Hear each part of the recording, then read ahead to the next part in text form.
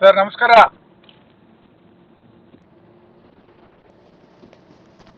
ನಮಸ್ತೆ ಪ್ರೊಫೆಸರ್ ಮೋಹನ್ ಜಿ. ನಾನು camera off ಮಾಡ್ಕೊಳ್ತೇನೆ, ಮತ್ತೆ ನಿಮ್ಮ ಮಾತು ಮುಗಿದ ಮೇಲೆ ನಾನು ನಿಮ್ಮ ಹತ್ರ ಮಾತಾಡ್ತೇನೆ. Okay, sure sure sure. ಅಲ್ಲಿವರೆಗೆ ಸೈಲೆಂಟ್ ಆಗಿರ್ತೇನೆ. No problem. Thank you thank you thank you.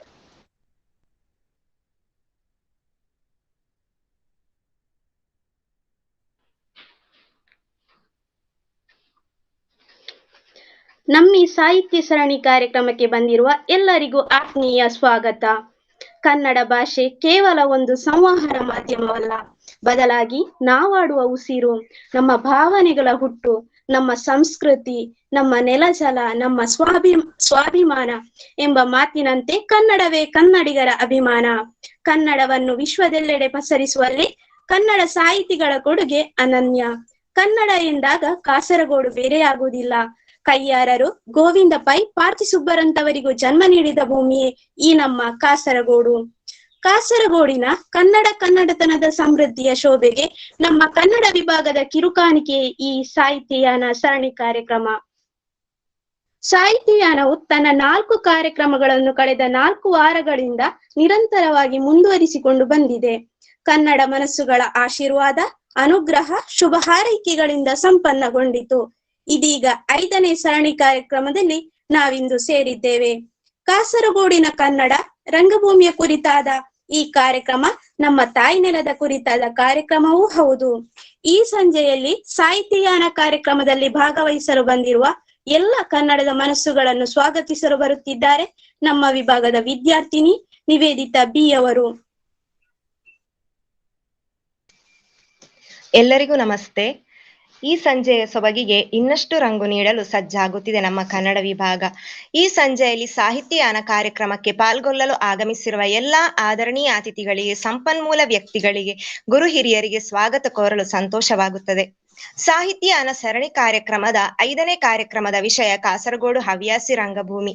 ಈ ಕಾರ್ಯಕ್ರಮದ ಸಂಪನ್ಮೂಲ ವ್ಯಕ್ತಿಗಳಾಗಿ ನಮ್ಮೊಂದಿಗೆ ಇರುವವರು ರಂಗಕರ್ಮಿ, ನಟ ಮತ್ತು ಚಲನಚಿತ್ರ ನಿರ್ದೇಶಕರಾಗಿರುವ ಮತ್ತು ಕಾಸರಗೋಡು ಚಿನ್ನ ಎಂದೇ ಪ್ರಸಿದ್ಧರಾಗಿರುವಂತಹ ಶ್ರೀನಿವಾಸ ರಾವ್ ಎಸ್ ಇವರನ್ನು ಈ ಕಾರ್ಯಕ್ರಮಕ್ಕೆ ಆತ್ಮೀಯವಾಗಿ ಸ್ವಾಗತಿಸುತ್ತಿದ್ದೇನೆ. ಇವರು ಕನ್ನಡದಲ್ಲಿ BA, ಆದರ್ಶ ಫಿಲ್ಮ್ ಇನ್ಸ್ಟಿಟ್ಯೂಟ್ ನಲ್ಲಿ ನಟನೆಯಲ್ಲಿ ಡಿಪ್ಲೊಮಾ ಪದವಿ, ಚಿನ್ನದ ಪದಕವನ್ನು ಗಳಿಸಿಕೊಂಡಿದ್ದಾರೆ.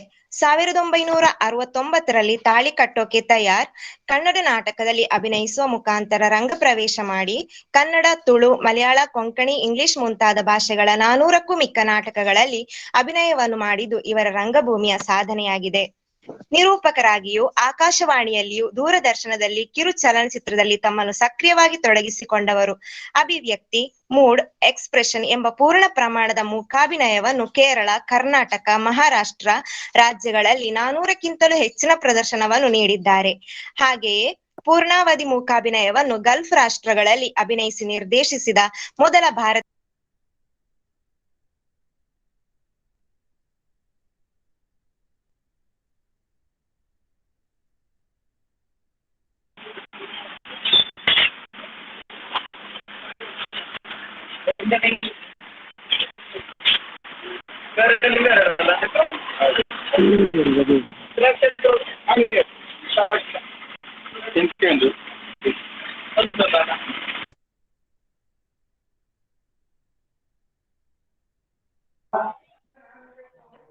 ನಿವೇದಿತಾ ಅನ್ಮ್ಯೂಟ್ ಮಾಡ್ಕೊಳ್ಳಿ.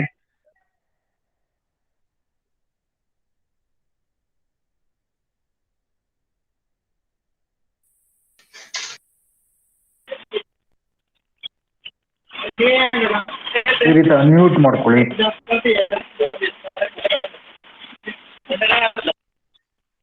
ಕಾಸರಗೋಡಿನ 7 ಹಳ್ಳಿಗಳಲ್ಲಿ ಸುಗಮ ಸಂಗೀತ, ಗೀತ ಮಾಧುರ್ಯದ ಅಭಿಯಾನವನ್ನು ಮಾಡಿರುವರು.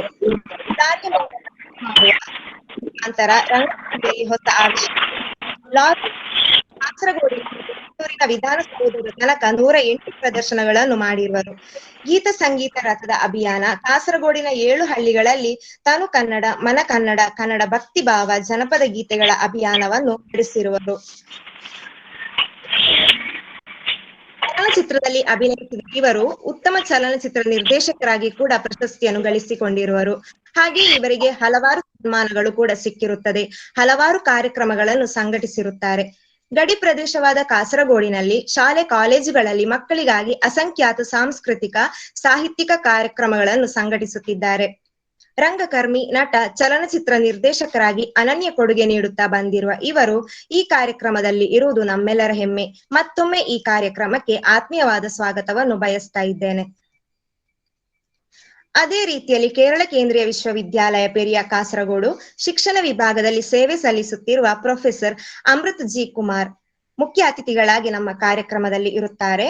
ಇವರನ್ನು ಈ ಕಾರ್ಯಕ್ರಮಕ್ಕೆ ಆತ್ಮೀಯವಾಗಿ ಸ್ವಾಗತಿಸುತ್ತಿದ್ದೇನೆ. ಶ್ರೀಯುತರು ನವದೆಹಲಿ ವಿಶ್ವವಿದ್ಯಾಲಯ ಧನಸಹಾಯ ಆಯೋಗದ ಸಂಶೋಧನಾ ಪ್ರಶಸ್ತಿ ಪುರಸ್ಕೃತರು. ಪಾಂಡಿಚೇರಿ ಸೆಂಟ್ರಲ್ ಯೂನಿವರ್ಸಿಟಿಯಲ್ಲಿ ಸಹಾಯಕ ಪ್ರಾಧ್ಯಾಪಕರಾಗಿದ್ದಾಗ ಸತತ 5 ಬಾರಿ ವಿದ್ಯಾರ್ಥಿಗಳ ಮೌಲ್ಯಮಾಪನದ ಆಧಾರದ ಮೇಲೆ ಬೋಧನೆಗಾಗಿ ಅರ್ಹತೆ ಪ್ರಮಾಣ ಪತ್ರವನ್ನು ಇವರಿಗೆ ನೀಡಲಾಗಿದೆ. ಇವರು 4 ಪುಸ್ತಕಗಳನ್ನು ಪ್ರಕಟಿಸಿದ್ದು, ರಾಷ್ಟ್ರೀಯ, ಅಂತಾರಾಷ್ಟ್ರೀಯ ನಿಯತಕಾಲಿಕಗಳಲ್ಲಿ ಇವರ ಸಂಶೋಧನಾ ಪ್ರಬಂಧ ಪ್ರಕಟಗೊಂಡಿದೆ. ಪ್ರಸ್ತುತ ಇವರು ಭಾರತ ಸರ್ಕಾರದ ಮಾನವ ಸಂಪನ್ಮೂಲ ಅಭಿವೃದ್ಧಿ ಸಚಿವಾಲಯದ ಪ್ರತಿಷ್ಠಿತ ಯೋಜನೆಯಾದ CUKಯಲ್ಲಿ PMMM national mission on teachers and teaching school of education ನ ಪ್ರಾಜೆಕ್ಟ್ ಮುಖ್ಯಸ್ಥರಾಗಿದ್ದಾರೆ. ಈ ಯೋಜನೆಯು ಮುಖ್ಯವಾಗಿ ವಿವಿಧ ಹಂತಗಳಲ್ಲಿ ಕೆಲಸ ಮಾಡುವ ಶಿಕ್ಷಕರನ್ನು ಸಬಲೀಕರಣಗೊಳಿಸುವ ಉದ್ದೇಶ ಹೊಂದಿದೆ. ಕನ್ನಡ ಭಾಷೆಯ ಮೇಲೆ ಅಪಾರವಾದ ಪ್ರೀತಿ ಇತ್ತು. ನಮ್ಮ ಇಂದಿನ ಸರಣಿ ಕಾರ್ಯಕ್ರಮದಲ್ಲಿ ಮುಖ್ಯ ಅತಿಥಿಗಳಾಗಿರುವುದು ನಮಗೆಲ್ಲರಿಗೂ ಸಂತಸದಾಯಕವಾಗಿದ್ದು, ಇವರನ್ನು ಈ ಕಾರ್ಯಕ್ರಮಕ್ಕೆ ಆತ್ಮೀಯವಾಗಿ ಸ್ವಾಗತಿಸುತ್ತಿದ್ದೇನೆ. ನಮ್ಮ ಇಂದಿನ ಕಾರ್ಯಕ್ರಮದಲ್ಲಿ ಉಪಸ್ಥಿತರಿರುವ ಕೇರಳ ಕೇಂದ್ರೀಯ ವಿಶ್ವವಿದ್ಯಾಲಯ ಕನ್ನಡ ವಿಭಾಗದ ಪ್ರಭಾರ ಮುಖ್ಯಸ್ಥರಾಗಿರುವ ಡಾಕ್ಟರ್ ಮೋಹನ್ ಎಕೆ ಅವರನ್ನು ಕೂಡ ಆತ್ಮೀಯವಾಗಿ ಸ್ವಾಗತಿಸುತ್ತಿದ್ದೇವೆ. ನಮ್ಮ ಕರೆಗೆ ಮನ್ನಿಸಿ ಈ ಸಾಹಿತ್ಯಯಾನ ಕಾರ್ಯಕ್ರಮದಲ್ಲಿ ಪಾಲ್ಗೊಂಡಿರುವ ಎಲ್ಲಾ ಕನ್ನಡ ಮನಸ್ಸುಗಳಿಗೆ ಆತ್ಮೀಯ ಸ್ವಾಗತ.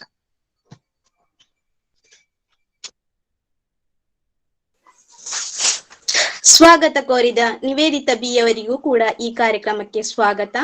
ಈ ಕಾರ್ಯಕ್ರಮದ ಮುಖ್ಯ ಅತಿಥಿಗಳಾಗಿ ನಮ್ಮೊಂದಿಗಿದ್ದಾರೆ ಕೇರಳ ಕೇಂದ್ರೀಯ ವಿಶ್ವವಿದ್ಯಾಲಯ ಶಿಕ್ಷಣ ವಿಭಾಗದಲ್ಲಿ ಸೇವೆ ಸಲ್ಲಿಸುತ್ತಿರುವ ಪ್ರೊಫೆಸರ್ ಅಮೃತ್ ಜಿ ಕುಮಾರ್ ಅವರು. ಇವರು ಈ ಕಾರ್ಯಕ್ರಮವನ್ನು ಉದ್ದೇಶಿಸಿ ಮಾತನಾಡಬೇಕಾಗಿ ಕೇಳಿಕೊಳ್ಳುತ್ತೇನೆ. ಇದೀಗ ವೇದಿಕೆ ಮುಖ್ಯ ಅತಿಥಿಗಳ ನುಡಿಗಳಿಗಾಗಿ.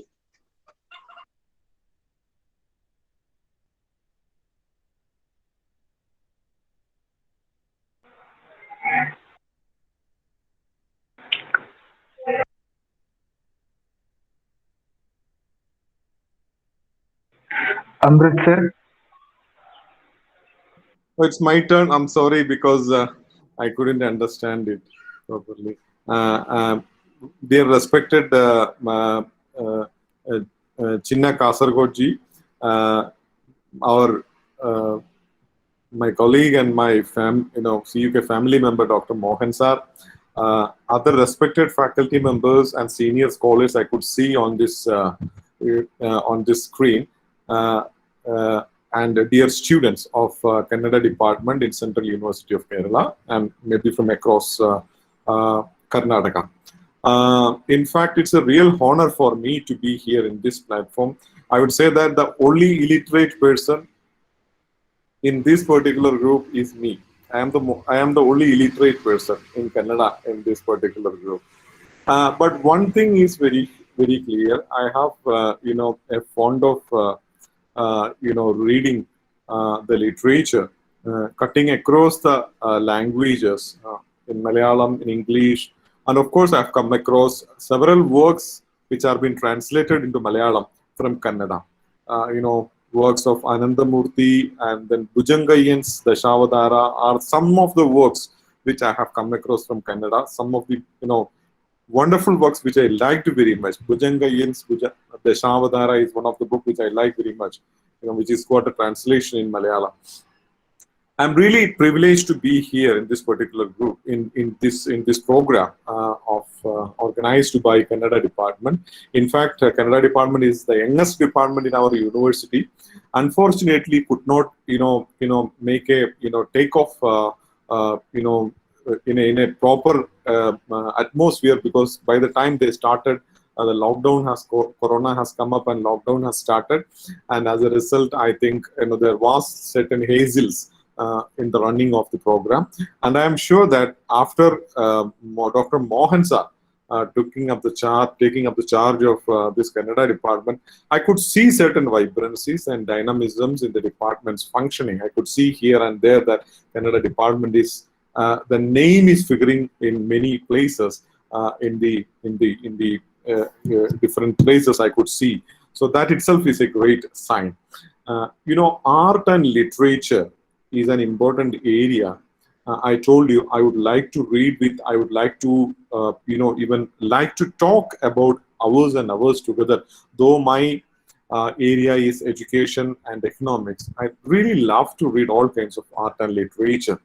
I do believe that, cultural text, the art and literature together, when we call it as cultural text, is actually is a combination or maybe the vying of different competitive ideas and feelings prevailing in a particular society, in a cultural society. That's what actually Raymond Williams has, pointed out when he was talking about the structure of feelings. Every art, cinema, performing art, literary text will have the emotions of a society, in a fluid state. In fact, that the word fluid state, or in a state of solution, the word state of solution very clearly point out that these emotions of the society, the culture, may not be solidly presented, maybe ostensibly presented in the cultural text, but when you analyze it, reading it, between the line, going deep into the lines, going deep into the observation, art and everything, we can see that the emotions of a society is deeply embedded into all sorts of cultural text, including performing arts, cinema, and almost everything. So, there are texts, culture, which is a dominant culture, which is governing a particular society. There can be culture which is a residual culture. That means a culture which influenced even the dominant society and it was prevailing earlier. And then there are culture like, emergent culture. And when all these cultures together are prevailing in a particular society, a text, a cinema, or a drama which is produced in that particular point of time, in a historical point of time, would be having a competing presence of all these cultural aspects, both dominant, emergent, and at the same time a residual culture. And unless we go deep into this cultural text, I'm sure that we will not be able to see what kind of cultural dominations are present in a particular cinema, drama, or cultural text, or whatever it be. So precisely, I do very strongly believe that the idea of deconstructivism, which has been proposed by Derrida and post-structuralist thinkers, who believes that once something is written, the ownership of the author is lost. Once something is written, the ownership of that particular line, that particular sentence, that particular idea rests with the people who are reading and processing that particular text. So that's what I believe, in this, while looking at the cultural text. Even when I write a particular word or a sentence, once I write and publish it, my ownership is been lost. So in that way, when we look at it, I view all kinds of art, literature, drama, and all kinds of performing arts as the paradise of interpretation, possibilities of interpretations, and a great avenue of democracy. All performing arts, all cultural texts are in fact paradises of interpretive, multiplicity of interpretation. So that's why we should promote art and culture in a prevailing society.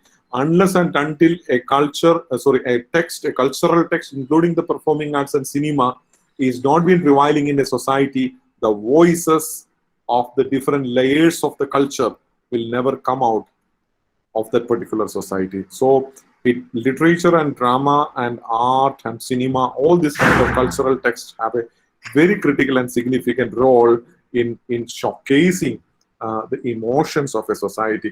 I don't want to extend for a long talk. This is what just I wanted to say. Every writer is a cultural product. Every text is a cultural product. I do believe that the students of Kannada department will do great, justice to the culture, especially the culture of the oppressed and suppressed, and try to ventilate the emotions of the society in its true sense. I wish all the great success for the Kannada department. I'm sure that the department is growing, in a leaps and bounds in the leadership of Mohan sir, and he is capable of doing that. And it is now that department has sort of got a right person. I'm sure that department students will be making use of these wonderful opportunities available in the campus. I hope I can meet you all when we are joining together back in the campus. My respectful regards to Chinna Kasaragod sir, Kasaragod Chinna sir, Mohan sir, and other respected senior members in this group. Of course, all the best for the students. Thank you so much for inviting me to this program. Thank you.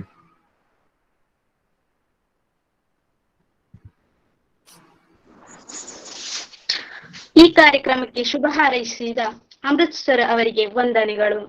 ಇಂದಿನ ಕಾರ್ಯಕ್ರಮದ ಸಂಪನ್ಮೂಲ ವ್ಯಕ್ತಿಗಳಾದ ರಂಗಕರ್ಮಿ, ನಟ ಮತ್ತು ಚಲನಚಿತ್ರ ನಿರ್ದೇಶಕರಾದ ಶ್ರೀಯುತ ಕಾಸರಗೋಡು ಚಿನ್ನಾರವರು ನಮ್ಮ ಜೊತೆಗಿದ್ದಾರೆ.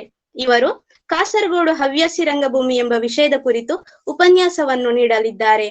ಸಹೃದಯರಿಗೆ ಸೂಚನೆ: ತಮಗೇನಾದರೂ ಪ್ರಶ್ನೆಗಳು ಇದ್ದಲ್ಲಿ ಅದನ್ನು ಚಾಟ್ ಬಾಕ್ಸಿನಲ್ಲಿ ಹಾಕಬೇಕಾಗಿ ವಿನಂತಿ.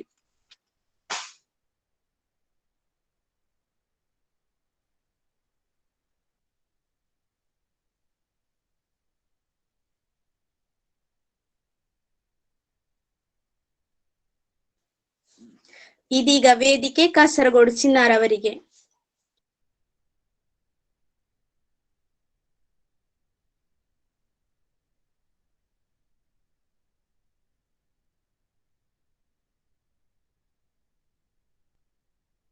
ಸರ್ ಮ್ಯೂಟ್ ಆಗಿದೆ, ಅನ್ಮ್ಯೂಟ್ ಮಾಡ್ಕೊಳ್ಳಿ. ಕೇಳ್ತಾ ಇದೆ ಈಗ? ಈಗ ಮಾತುಗಳು ಕೇಳಿಸಿದೆ. ಎಲ್ರಿಗೂ ನಮಸ್ಕಾರ. ಈ ಸಂವಾದವನ್ನು ಏರ್ಪಡಿಸಿದಂತಹ ಕೇರಳ ಸೆಂಟ್ರಲ್ ಯೂನಿವರ್ಸಿಟಿಯ ಡೀನ್ ಆದಂತಹ ಡಾಕ್ಟರ್ ಎ.ಕೆ. ಮೋಹನ್ ಅವರಿಗೆ ನಾನು ಅಭಿನಂದನೆಗಳನ್ನು ಪ್ರಪ್ರಥಮವಾಗಿ ತಿಳಿಸ್ಲಿಕ್ಕೆ ಇಷ್ಟಪಡ್ತೀನಿ. ಯಾಕಂತಂದರೆ ಸೆಂಟ್ರಲ್ ಯೂನಿವರ್ಸಿಟಿಯಲ್ಲಿ ಕನ್ನಡದ ಧ್ವನಿಯನ್ನು ಮೊಳಗಿಸಿದ ಮೋಹನ್ ರವರಿಗೆ ಕಾಸರಗೋಡು ಸರ್ವ ಕನ್ನಡಿಗರ ಪರವಾಗಿ ನಾನು ಶುಭ ಹಾರೈಸ್ತೇನೆ. ಕನ್ನಡ ವಿಭಾಗದ ಮುಖ್ಯಸ್ಥರಾದಂತಹ ಮತ್ತು ನನ್ನನ್ನು ಸಂಪರ್ಕದಲ್ಲಿ ಇಟ್ಟುಕೊಂಡಂತಹ ಮಹೇಶ್ ರವರಿಗೂ ಕೂಡ ನಾನು ಆಭಾರಿಯಾಗಿದ್ದೇನೆ. ಈ ಕಾರ್ಯಕ್ರಮದ ಮುಖ್ಯ ಅತಿಥಿಯಾಗಿ ಇಲ್ಲಿಗೆ ಈಗ ಚೆನ್ನಾಗಿ ಮಾತಾಡಿದಂತಹ ಪ್ರೊಫೆಸರ್ ಅಮೃತ್ ಜಿ ಕುಮಾರ್ ಅವರಿಗೂ ಕೂಡ ನನ್ನ ನಮಸ್ಕಾರಗಳನ್ನು ನಾನು ತಿಳಿಸ್ಲಿಕ್ಕೆ ಇಷ್ಟಪಡ್ತೇನೆ. I am really proud of you sir. ಅವರಿಗೆ ಕನ್ನಡ ಗೊತ್ತಿಲ್ಲ ಅಂತ ಮೊದಲೇ ಅವರು ಮುಂಗೂರು ಜಾಮೀನನ್ನು ತೆಗೆದುಬಿಟ್ಟಿದ್ದಾರೆ. ಸೊ ಹೇಳಿದ್ದ ಅರ್ಥ ಆಗ್ತದ ಗೊತ್ತಿಲ್ಲ ನನಗೆ. ಆದರೂ ಕೂಡ ಇದೇ ಪ್ರಪ್ರಥಮ ಬಾರಿಗೆ ಕಾಸರಗೋಡಿನ ಹವ್ಯಾಸಿ ರಂಗಭೂಮಿಯ ಬಗ್ಗೆ ಒಂದು ರಾಷ್ಟ್ರ ಮಟ್ಟದಲ್ಲಿ ಒಂದು ವಿಚಾರ ಸಂಕಿರಣವನ್ನು ಏರ್ಪಡಿಸುತ್ತಿರುವಂಥ ಕನ್ನಡ ವಿಭಾಗದವರ ಎಲ್ಲ ಒಳ್ಳೆಯ ಮನಸ್ಸುಗಳಿಗೆ ಒಬ್ಬ ರಂಗಕರ್ಮಿಯಾಗಿ ನಾನು ನನ್ನ ಶುಭಾಶಯಗಳನ್ನು ಹೇಳಲಿಕ್ಕೆ ಇಷ್ಟಪಡ್ತೇನೆ. ಈ ಕೀರ್ತಿ ಅದು ಕೇರಳ ಕೇಂದ್ರೀಯ ವಿಶ್ವವಿದ್ಯಾನಿಲಯಕ್ಕೆ ಸಲ್ತದೆ. ನಾನು ಮಾತು ಪ್ರಾರಂಭಿಸುವ ಮೊದಲು ನನ್ನ ಈ ಎಲ್ಲ ಮಾತುಗಳು ಪೂರ್ಣತ್ವವನ್ನು ಪಡೆದಿಲ್ಲ ಅನ್ನೋದನ್ನು ಬಹಳ ವಿನಮ್ರವಾಗಿ ನಾನು ಹೇಳಲಿಕ್ಕೆ ಇಷ್ಟಪಡ್ತೇನೆ. ಕಾಸರಗೋಡಿನ ಪರಿಸರದ ನನ್ನ ರಂಗಭೂಮಿಯ ಗೆಳೆಯರು ಹೇಳಿಕೊಟ್ಟಂಥ ಮತ್ತು ತಿಳಿಸಿದಂಥ ಅವರ ಆಸುಪಾಸಿನಲ್ಲಿ ಜರುಗಿದ ನಾಟಕಗಳ ಮತ್ತು ನಟರ ಕೆಲವು ಮಾಹಿತಿಗಳನ್ನಷ್ಟೇ ನಾನು ನಿಮ್ಮ ಮುಂದೆ ಪ್ರಸ್ತುತಪಡಲಿಕ್ಕೆ ಇಷ್ಟಪಡ್ತೇನೆ. ಯಾಕಂದರೆ ಇದೊಂದು ದೊಡ್ಡ ಸಮುದ್ರದಷ್ಟು ವಿಶಾಲವಾದಂಥ ಒಂದು ರಂಗ ಇದು. ಇದನ್ನು ಹೆಕ್ಕಿ ಹೇಳಲಿಕ್ಕೆ ಬಹುಶಃ ಒಂದು ದಿನ ಇದ್ರೂ ಸಾಕಾಗ್ಲಿಕ್ಕಿಲ್ಲ. ನಾನು ನನ್ನ ಗಮನಕ್ಕೆ ಬಂದಂತಹ ಇಷ್ಟು ವರ್ಷಗಳ ಕಾಲ, ಅಂದರೆ ಸುಮಾರು 45 ವರ್ಷಗಳ ಕಾಲ ಕಾಸರಗೋಡಿನ ರಂಗಭೂಮಿಯನ್ನು ಅತ್ಯಂತ ಹತ್ತಿರದಿಂದ ಬಲ್ಲಂತ ನಾನು ನನ್ನ ಗಮನಕ್ಕೆ ಬಂದಂಥ ಕೆಲವು ರಂಗ ತಂಡಗಳ ಮತ್ತು ಅದರ ಮುಖ್ಯಸ್ಥರ ಮತ್ತು ನಾಟಕಗಳ ಬಗ್ಗೆ ನಾನು ಹೇಳಲಿಕ್ಕೆ ಇಷ್ಟಪಡ್ತೇನೆ. ಕಾಸರಗೋಡಿನ ಮಣ್ಣಿಗೆ ಅದರದೇ ಆದಂಥ ಒಂದು ವೈಶಿಷ್ಟ್ಯತೆ ಇದೆ. ಇಲ್ಲಿ ಬಹುಭಾಷೆ ಮತ್ತು ಅದರ ಸಂಸ್ಕೃತಿಗಳು ಈ ಮಣ್ಣಿನಲ್ಲಿ ಮೆರೆದಾಡ್ತಾ ಇರ್ತದೆ. ಇಲ್ಲಿ ಕನ್ನಡ, ಕೊಂಕಣಿ, ತುಳು, ಬ್ಯಾರಿ, ಹವ್ಯಕ ಕನ್ನಡ, ತಮಿಳು, ಸ್ವಲ್ಪ ಮಟ್ಟಿಗೆ ಕೊಡವ, RSB ಅಂದರೆ ರಾಜಾಪುರ ಸಾರಸ್ವತ ಬ್ರಾಹ್ಮಣರು ಮಾತಾಡುವಂಥ ಕೊಂಕಣಿ, ಮರಾಠಿ, ಹೀಗೆ ಹಲವು ಭಾಷಿಗರು ಈ ಮಣ್ಣಿನಲ್ಲಿದ್ದಾರೆ. ಹೆಚ್ಚಿನವರು ಕಾಸರಗೋಡಿನ ಕನ್ನಡಿಗರೆಂದೇ ಪರಿಗಣಿಸಲ್ಪಡ್ತಾರೆ ಅಥವಾ ಗುರುತಿಸಲ್ಪಡ್ತಾರೆ.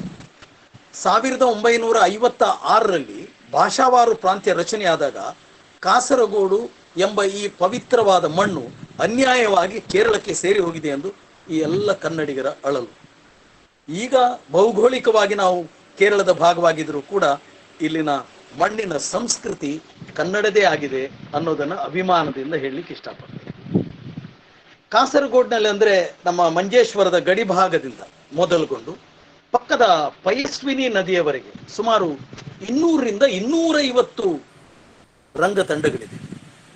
ಕನ್ನಡ, ತುಳು ರಂಗತಂಡಗಳಿವೆ. ವಾರ್ಷಿಕವಾಗಿ ರಂಗನಾಟಕಗಳನ್ನು ಆಡುತ್ತಿರುವ ಸಂಸ್ಥೆಗಳು ಕೆಲವಾದರೆ, ಇನ್ನು ಹವ್ಯಾಸಿ ನಾಟಕಗಳೆಂದೇ 1970ರಿಂದ ಕೆಲವು ಸಂಸ್ಥೆಗಳು, ಹಲವು ರಂಗನಾಟಕ ಸಂಸ್ಥೆಯವರು ನಾಟಕಗಳನ್ನು ಪ್ರದರ್ಶಿಸಿದ್ದಾರೆ. ಮಂಜೇಶ್ವರದಲ್ಲಿ ಶಾರದಾ ಆರ್ಟ್ಸ್ ಅನ್ನೋ ಒಂದು ರಂಗತಂಡ ಇದೆ. ಹೆಚ್ಚಿನವರಿಗೆ ಅದು ಗೊತ್ತಿರಲಿಕ್ಕಿಲ್ಲ. ಬಹುಶಃ ಇಡೀ ಕೇರಳ ರಾಜ್ಯದಲ್ಲಿ ವೃತ್ತಿ ನಾಟಕವನ್ನು ನಡೆಸುತ್ತಿರುವ ಕಾಸರಗೋಡಿನ ಏಕೈಕ ಕನ್ನಡದ ಸಂಸ್ಥೆ ಅದು ಶಾರದಾ ಆರ್ಟ್ಸ್. ಅದರ ಮಾಹಿತಿಯನ್ನು ಆಮೇಲೆ ಕೊಡ್ತೇನೆ. ಅದು ಕನ್ನಡ ಮತ್ತು ತುಳು ಭಾಷೆ ಎರಡೂ ಭಾಷೆಗಳಲ್ಲಿ ನಾಟಕ ಆಡ್ತಾರೆ. ಕೇಳ್ತಾ ಇಲ್ವಾ? ನಾನು ಮಾತಾಡುದು ಕೇಳುದಿಲ್ವಾ? ಸರ್ ಕೇಳಿಸ್ತಿದೆ ಮಾತಾಡಿ. ಓಕೆ. ಅಲ್ಲಿ ಯಾರು ಮಧ್ಯದಲ್ಲಿ ಕೇಳು ಜಿ ಅಂತ ಹೇಳುವಂತ ಒಂದು ಶಬ್ದವನ್ನು ಪ್ರಯೋಗಿಸಿದ್ರು, ಹಾಗೆ ನಾನು ಕೇಳಲಿಕ್ಕೆ ಕಾರಣ. ಸರಿ. ಸೊ ಕೃಷ್ಣ ಮಂಜೇಶ್ವರ ಅನ್ನೋದು ಈ ತಂಡದ ನಿರ್ದೇಶಕರು ಹಾಗೂ ನಾಟಕದ ಯಜಮಾನರು ಅಂತ ಕರೆಯಲ್ಪಡ್ತಾರೆ. ಅವರ ತಂಡದ ಬಗ್ಗೆ ಮತ್ತಷ್ಟು ಮಾಹಿತಿಯನ್ನು ಆಮೇಲೆ ಕೊಡ್ತೀನಿ ನಾನು. ಕಾಸರಗೋಡು ರಾಷ್ಟ್ರಕವಿ ಮಂಜೇಶ್ವರ ಗೋವಿಂದ ಪೈಗಳು, ಪಾರ್ತಿ ಸುಬ್ಬರವರು, ಕವಿ ಕಯ್ಯಾರ ಕಿಂಜಂಡ್ರೆಯವರು, KV ತಿರುಮಲೇಶರು, professor Venugopala Kasaragod, Sheni Gopalakrishna Bhat, M Gangadhara Bhat, doctor Lalitha SN Bhat, Perla Krishna ಭಟ್ರು, ಕುಂಬಳೆ ಸುಂದರರಾಯರು, ಪೊಳಕೃಷ್ಣ ಮಾಸ್ಟ್ರು, ಹೀಗೆ ಪಟ್ಟಿಗಳು ಹೇಳ್ತಾ ಹೋದ್ರೆ ಇಲ್ಲಿ ಅಸಂಖ್ಯಾತ ನಾಟಕಕಾರರು, ಕಲಾವಿದರು, ರಂಗನಟರು, ಸಂಗೀತಗಾರರು, ಚಿತ್ರಕಾರರು, PS ಪುಣಿಚಿತ್ತಾಯರು ಸೇರಿದಂತೆ ಹಲವಾರು ಮಂದಿ ಈ ಮಣ್ಣಿನಲ್ಲಿ ಇದ್ದಾರೆ. ಇಡೀ ರಾಷ್ಟ್ರ ಮಟ್ಟದಲ್ಲಿ ಗುರುತಿಸಲ್ಪಡುವಂತ ರಂಗ ಕಲಾವಿದರು ಕೂಡ ಇದ್ದಾರೆ. ನಾನು ಮಂಜೇಶ್ವರ ಭಾಗದಿಂದ ಪ್ರಾರಂಭ ಮಾಡುವುದಿದ್ರೆ ಕೆಲವು ರಂಗ ತಂಡಗಳ ಹೆಸರನ್ನು ನಿಮ್ಮ ಗಮನಕ್ಕೆ ನಾನು ತರಲಿಕ್ಕೆ ಇಷ್ಟಪಡ್ತೇನೆ. ಮಂಜೇಶ್ವರ ಭಾಗದಲ್ಲಿ ಅಭಿನಯ ಮಂಜೇಶ್ವರ ಅಂತ ಒಂದು ತಂಡ ಇದೆ. ಅದು ವಿಜಯಾನಂದ ಸ್ವಾಮೀಜಿ. ಮೊದಲು ವಿಜಯಕುಮಾರ ಅನ್ನೋ ಒಬ್ಬರು ವ್ಯಕ್ತಿ, ಅವರು ನಾಟಕಕಾರರು ಹೌದು, ಸಂಗೀತಗಾರರು ಹೌದು. ಅವರು ಮೊದಲು ನಾನು PUCಯಲ್ಲಿ ಮಂಗಳೂರಿನಲ್ಲಿ ಗಣಪತಿ ಹೈಸ್ಕೂಲ್ನಲ್ಲಿ ಕಲಿತಿರುವಾಗ, ಜೂನಿಯರ್ ಕಾಲೇಜ್ನಲ್ಲಿ ಕಲಿತಿರುವಾಗ ಅಲ್ಲಿ ಬಂದು ನನಗೆ ನಾಟಕದ ವಿಷಯಗಳನ್ನು ಹೇಳಿಕೊಡ್ತಿದ್ದ ವಿಜಯಕುಮಾರ್ ಅವರು. ಕಾಲಕ್ರಮೇಣ ಅವರು ಈ ಸಮಾಜದಿಂದ ಸ್ವಲ್ಪ ಭಿನ್ನವಾಗಿ ಹೋಗಿ ವಿಜಯಾನಂದ ಸ್ವಾಮೀಜಿ ಅಂತ ಗುರುತಿಸಲ್ಪಟ್ಟು ಅವರು ಈಗ ಬೈಲಹೊಂಗಲದಲ್ಲಿ ನೆಲೆಸಿದ್ದಾರೆ. ಒಬ್ಬ ನಾಟಕಕಾರ, ಒಬ್ಬ ರಂಗನಟ, ಒಬ್ಬೊಂದು ಸ್ವಾಮೀಜಿ ಆದದ್ದು ಒಂದು ಬೇರೆ ಕತೆ. ಇಲ್ಲಿ ಅದು ಅಪ್ರಸ್ತುತ ಆದ್ರೂ ಕೂಡ ನಾನು ಹೇಳಿದ್ದು ರಂಗಭೂಮಿಯಿಂದ ಬಂದವರು ಎಲ್ಲೆಲ್ಲ ತಲುಪಿದ್ದಾರೆ ಅಂತೇಳಿ ಅನ್ನುವ ಮಾಹಿತಿಯನ್ನು ಕೊಟ್ಟಿರೋದು. ಅವರು ವಿಜಯಾನಂದ ಸ್ವಾಮೀಜಿಯವರ ನೇತೃತ್ವದಲ್ಲಿ ಅಭಿನಯ ಮಂಜೇಶ್ವರದಲ್ಲಿ ಹಲವಾರು ನಾಟಕಗಳನ್ನು ತುಳು ನಾಟಕಗಳನ್ನು ಆಡಿದ್ದಾರೆ. ಅಲ್ಲಿ ಛತ್ರಪತಿ ಅವರಿದ್ದಾರೆ, ಕೃಷ್ಣ ಅನ್ನೋರಿದ್ದಾರೆ, ರಮೇಶ್ GH, ಹರೀಶ್ ಬಂಗ್ರ ಮಂಜೇಶ್ವರ್, ಆಮೇಲೆ ರತ್ನಾಕರ, ವಿಜಯ, ಅಶ್ವಿನ್ ಮಂಜೇಶ್ವರ್, ಭಾಸ್ಕರ ಮುಂತಾದಂಥ ನಟರು ಕಟ್ಟಿ ಬೆಳೆಸಿದ ತಂಡ ಇದು ಅಭಿನಯ ಮಂಜೇಶ್ವರ ಅನ್ನೋದು. ಅವರು ತುಳು ನಾಟಕಗಳಿಗೆ ಹೆಚ್ಚಿನ ಪ್ರಾಶಸ್ತ್ಯವನ್ನು ಕೊಡ್ತಿದ್ರು. ನಾನು ಬರೀ ಕನ್ನಡ ನಾಟಕಗಳ ಬಗ್ಗೆ ಮಾತ್ರ ಇಲ್ಲಿ ಹೇಳಲಿಕ್ಕೆ ಇಷ್ಟಪಡೋದಿಲ್ಲ, ಯಾಕಂದ್ರೆ ಇದು ಬಹುಭಾಷಾ ಸಂಗಮ ಆದ್ರಿಂದ ಇಲ್ಲಿ ಹವ್ಯಾಸಕ್ಕೆ ಬೇಕಾಗಿ ನಾಟಕ ಆಡುವಂತ ಉಳಿದ ಭಾಷೆಗಳ ಬಗ್ಗೆ ಸಣ್ಣ ಮಟ್ಟಿನ ಮಾಹಿತಿಯನ್ನು ಕೊಡ್ತಾ ಹೋಗ್ತೇನೆ. ಅವರು ಸೈತಿನ ಸುಖ, ರೀತಿದ ನೀಂದಿದ, ಬಂಗಾರದ ಪೊಣ್ಣು, ಮಂಗಳ ದೀಪ, ಸೀತಾತ್ ಗೀತಾ, ಇಂಥ ನಾಟಕಗಳನ್ನು ಆಡ್ತಾ ಬಂದ್ರು. ಅಲ್ಲಿ ರಾಜೇಶ್ ಮಂಜೇಶ್ವರ ಅನ್ನೋದು ಪ್ರಸಾದನ ಕಲಾವಿದರಿದ್ರು ಮತ್ತು ಸುರೇಶ್ GS ಅನ್ನೋದು ಪ್ರಸಾದನ ಕಲಾವಿದರಾಗಿ ಬಹಳ ಹೆಸರು ಮಾಡಿದಂತಹ ಕಲಾವಿದರು ಆ ರಂಗತಂಡದಲ್ಲಿದ್ದು. ಮುಂದೆ 1963ರಲ್ಲಿ ಕಾಸರಗೋಡಿನಲ್ಲಿ ಲಲಿತ ಕಲಾ ಸದನ ಅನ್ನೋ ಒಂದು ಸಂಸ್ಥೆ ಪ್ರಾರಂಭಗೊಳ್ಳುತ್ತದೆ. ಬಹುಶಃ ಕಾಸರಗೋಡಿನ ಮುಖ್ಯ ವಾಹಿನಿಯಲ್ಲಿ ಲಲಿತ ಕಲಾ ಸದನ ಅನ್ನೋ ಸಂಸ್ಥೆ ಬಹಳ ಇಂಪಾರ್ಟೆಂಟ್ ಆಗುತ್ತೆ. ಅವರು ಈಗಿನ ಜಸ್ಟಿಸ್ UL ಭಟ್ರು, ಅವರು ಈಗ ನಿವೃತ್ತರಾಗಿದ್ದಾರೆ, ಉಜಿರೆ ಈಶ್ವರ್ ಭಟ್ರು, ಗೌರಿಶಂಕರ್ ರೈ, TP ಅಂದ, TK ಶಿವರಾಮ್, YSV ಭಟ್, ಸಂಜೀವ್ ಶೆಟ್ಟಿ, ಶಿವರಾಮ್ ಶೆಟ್ಟಿ, ಹರಿಶ್ಚಂದ್ರ ಶೆಟ್ಟಿ, ವೇಣುಗೋಪಾಲ್ ಕಾಸರಗೋಡ್, ನಟರಾಜರು, ಯಶಂಧರ, ಇವರೆಲ್ಲರೂ ಕೂಡ ಭಾಗವಹಿಸಿ ಒಂದು ಗಟ್ಟಿಯಾದಂತ ಒಂದು ತಂಡವನ್ನ ಕಟ್ಟಿದ್ದಾರೆ. ಈಗಲೂ ಕೂಡ ಅದು ಈಗ ಸ್ವಲ್ಪ ಅದರ ಕೆಲಸವನ್ನು ನಿಲ್ಲಿಸಿದ್ರು ಕೂಡ ಖಂಡಿತವಾಗಿ ಕೂಡ ಅವರು ಕಾಸರಗೋಡಿನ ರಂಗಭೂಮಿಗೆ ಸಾಕಷ್ಟು ಕೊಡುಗೆಗಳನ್ನು ಕೊಟ್ಟಿದ್ದಾರೆ ಅಂದ್ರೆ ತಪ್ಪಾಗ್ಲಿಕ್ಕಿಲ್ಲ. ಅವರು ಹಲವಾರು ನಾಟಕಗಳನ್ನು ಅಲ್ಲಿಗೆ ಬರೆದಿದ್ದಾರೆ. ಬದುಕ ಮಂದಿಸ ಪ್ರಭುವೆ ಅಂತ, ಬದುಕು ಜಟಕಾ ಬಂಡಿ ಅನ್ನೋ ನಾಟಕಗಳನ್ನು ಕೂಡ ಅವರ ನಟರ ಆಡಿಸಿದ್ದಾರೆ. ಮೊದಲಿನ ಅವರ ಇರುವ ಕಾಲಘಟ್ಟದಲ್ಲಿ ಅವರು KN ಟೈಲರ್ ತುಳು ನಾಟಕಗಳನ್ನ ಅಥವಾ ಹಿರಣ್ಣಯ್ಯರವರ ಕನ್ನಡದ ನಾಟಕಗಳನ್ನ ಇಲ್ಲಿ ನಾಟಕದ ಉತ್ಸವಗಳನ್ನ ಏರ್ಪಡಿಸಿ ಕನ್ನಡಿಗರಿಗೆ ಒಂದು ರಸದೌತಣವನ್ನು ನೀಡಿದಂತಹ ಒಂದು ತಂಡ. ಮಾತ್ರ ಅಲ್ಲ, ಲಲಿತ ಕಲಾ ಸದನದಲ್ಲಿ ಹಲವಾರು ಮಲಯಾಳಂ ನಾಟಕಗಳು, ಶಂಗನಾಚಾರ್ಯ ಗೀತ, NN ಪಿಳ್ಳೆಯವರ ಮಲಯಾಳಂ ನಾಟಕಗಳು ಕೂಡ ಈ ಕಾಸರಗೋಡಿನ ಮಣ್ಣಿನಲ್ಲಿ ಆಡಿ ಹೋಗಿದೆ. ಬಹುಶಃ ನನ್ನಂತ ಒಬ್ಬ ನಾಟಕಕಾರನಿಗೆ ಮಲಯಾಳಂ ನಾಟಕ ಕೂಡ ಸಾಕಷ್ಟು ನನ್ನ ಮೇಲೆ ಪ್ರಭಾವ ಬೀರಿದೆ ಅಂದ್ರೆ ತಪ್ಪಾಗ್ಲಿಕ್ಕಿಲ್ಲ. 1966ರಲ್ಲಿ ಇಲ್ಲಿ KC ಸ್ಟೋರ್ಸ್ ಅಂತ, ಬಹುಶಃ ಈ ಕನ್ನಡದ ವಿದ್ಯಾರ್ಥಿಗಳಿಗೆ ಅವರು ಹುಟ್ಟಿರ್ಲಿಕ್ಕೆ ಇಲ್ಲ, ಅಂಥವರಿಗೆ ಒಂದು ಮಾಹಿತಿ. KC ಸ್ಟೋರ್ಸ್ ಅಂತ ನೌಕರ ವೃಂದದವರು ಒಂದು ನಾಟಕ ತಂಡವನ್ನು ಕಟ್ಕೊಂಡಿದ್ರು. ಅದರಲ್ಲಿ ಸತ್ಯನಾರಾಯಣ, ಸುಬ್ಬಣ್ಣ ಶೆಟ್ಟಿ, ಅಬ್ದುಲ್ ಸತ್ತಾರ್ ಮೊದಲಾದವರು ನಾಟಕಗಳನ್ನು ಮಾಡ್ತಾ ಇದ್ರು. ಅವರು ವಿಠಲ್ ದಾಸ್ ಅವರು ಬರೆದಂತಹ ನಾಟಕಗಳನ್ನು ಕೂಡ ಆಡ್ತಿದ್ರು, ನಾಟಕಕಾರರಾದಂಥವ್ರು. ಮತ್ತು ದೇಶಕ್ಕಾಗಿ ದೇಹ ಅಂತ, ಕಣ್ಣೀರ ಕಡಲು ಮುಂತಾದ ನಾಟಕಗಳನ್ನು ಕೂಡ ಆ ಕಾಲಘಟ್ಟದಲ್ಲಿ ಆಡ್ತಾ ಇದ್ರು. ಆಗ ನನಗಂತೂ 9 ವರ್ಷ ಪ್ರಾಯ. ನಿತ್ಯಾನಂದ ಕಲಾ ಸಂಘ ಅಂತೇಳಿ ಭಾಸ್ಕರ್ ಶೆಟ್ಟಿ ಮಾಸ್ಟರು, ಅವರು ಒಳ್ಳೆಯ ಪ್ರಸಾದನ ಕಲಾವಿದರು, ಹಾಸ್ಯ ಕಲಾವಿದರು, ಒಳ್ಳೆಯ ನಟರು. ಆಮೇಲೆ ಶ್ರೀನಿವಾಸ್ ಶೆಟ್ಟಿ ಅಂತ ಸೇಲ್ ಟ್ಯಾಕ್ಸ್ ಡಿಪಾರ್ಟ್ಮೆಂಟ್ ಅಲ್ಲಿ ಇದ್ದವರು, ಅವರ ನೇತೃತ್ವದಲ್ಲಿ ಹಲವಾರು ನಾಟಕಗಳು ನಿತ್ಯಾನಂದ ಕಲಾ ಸಂಘದಲ್ಲಿ ಆಗಿನ ಕಾಲದಲ್ಲಿ ಆಗಿ ಹೋಗಿತ್ತು. ಕೂಡ್ಲು ಯುವಜನ ಸಂಘ, ಇದು ಕಾಸರಗೋಡಿನ ಮದೂರು ಪಂಚಾಯತ್ನಲ್ಲಿರುವಂತಹ ಒಂದು ತಂಡ, ಅತ್ಯಂತ ಹಿರಿಯ ತಂಡ. ಸುಮಾರು 55 ವರ್ಷಗಳ ಇತಿಹಾಸ ಇರುವಂತ ತಂಡ.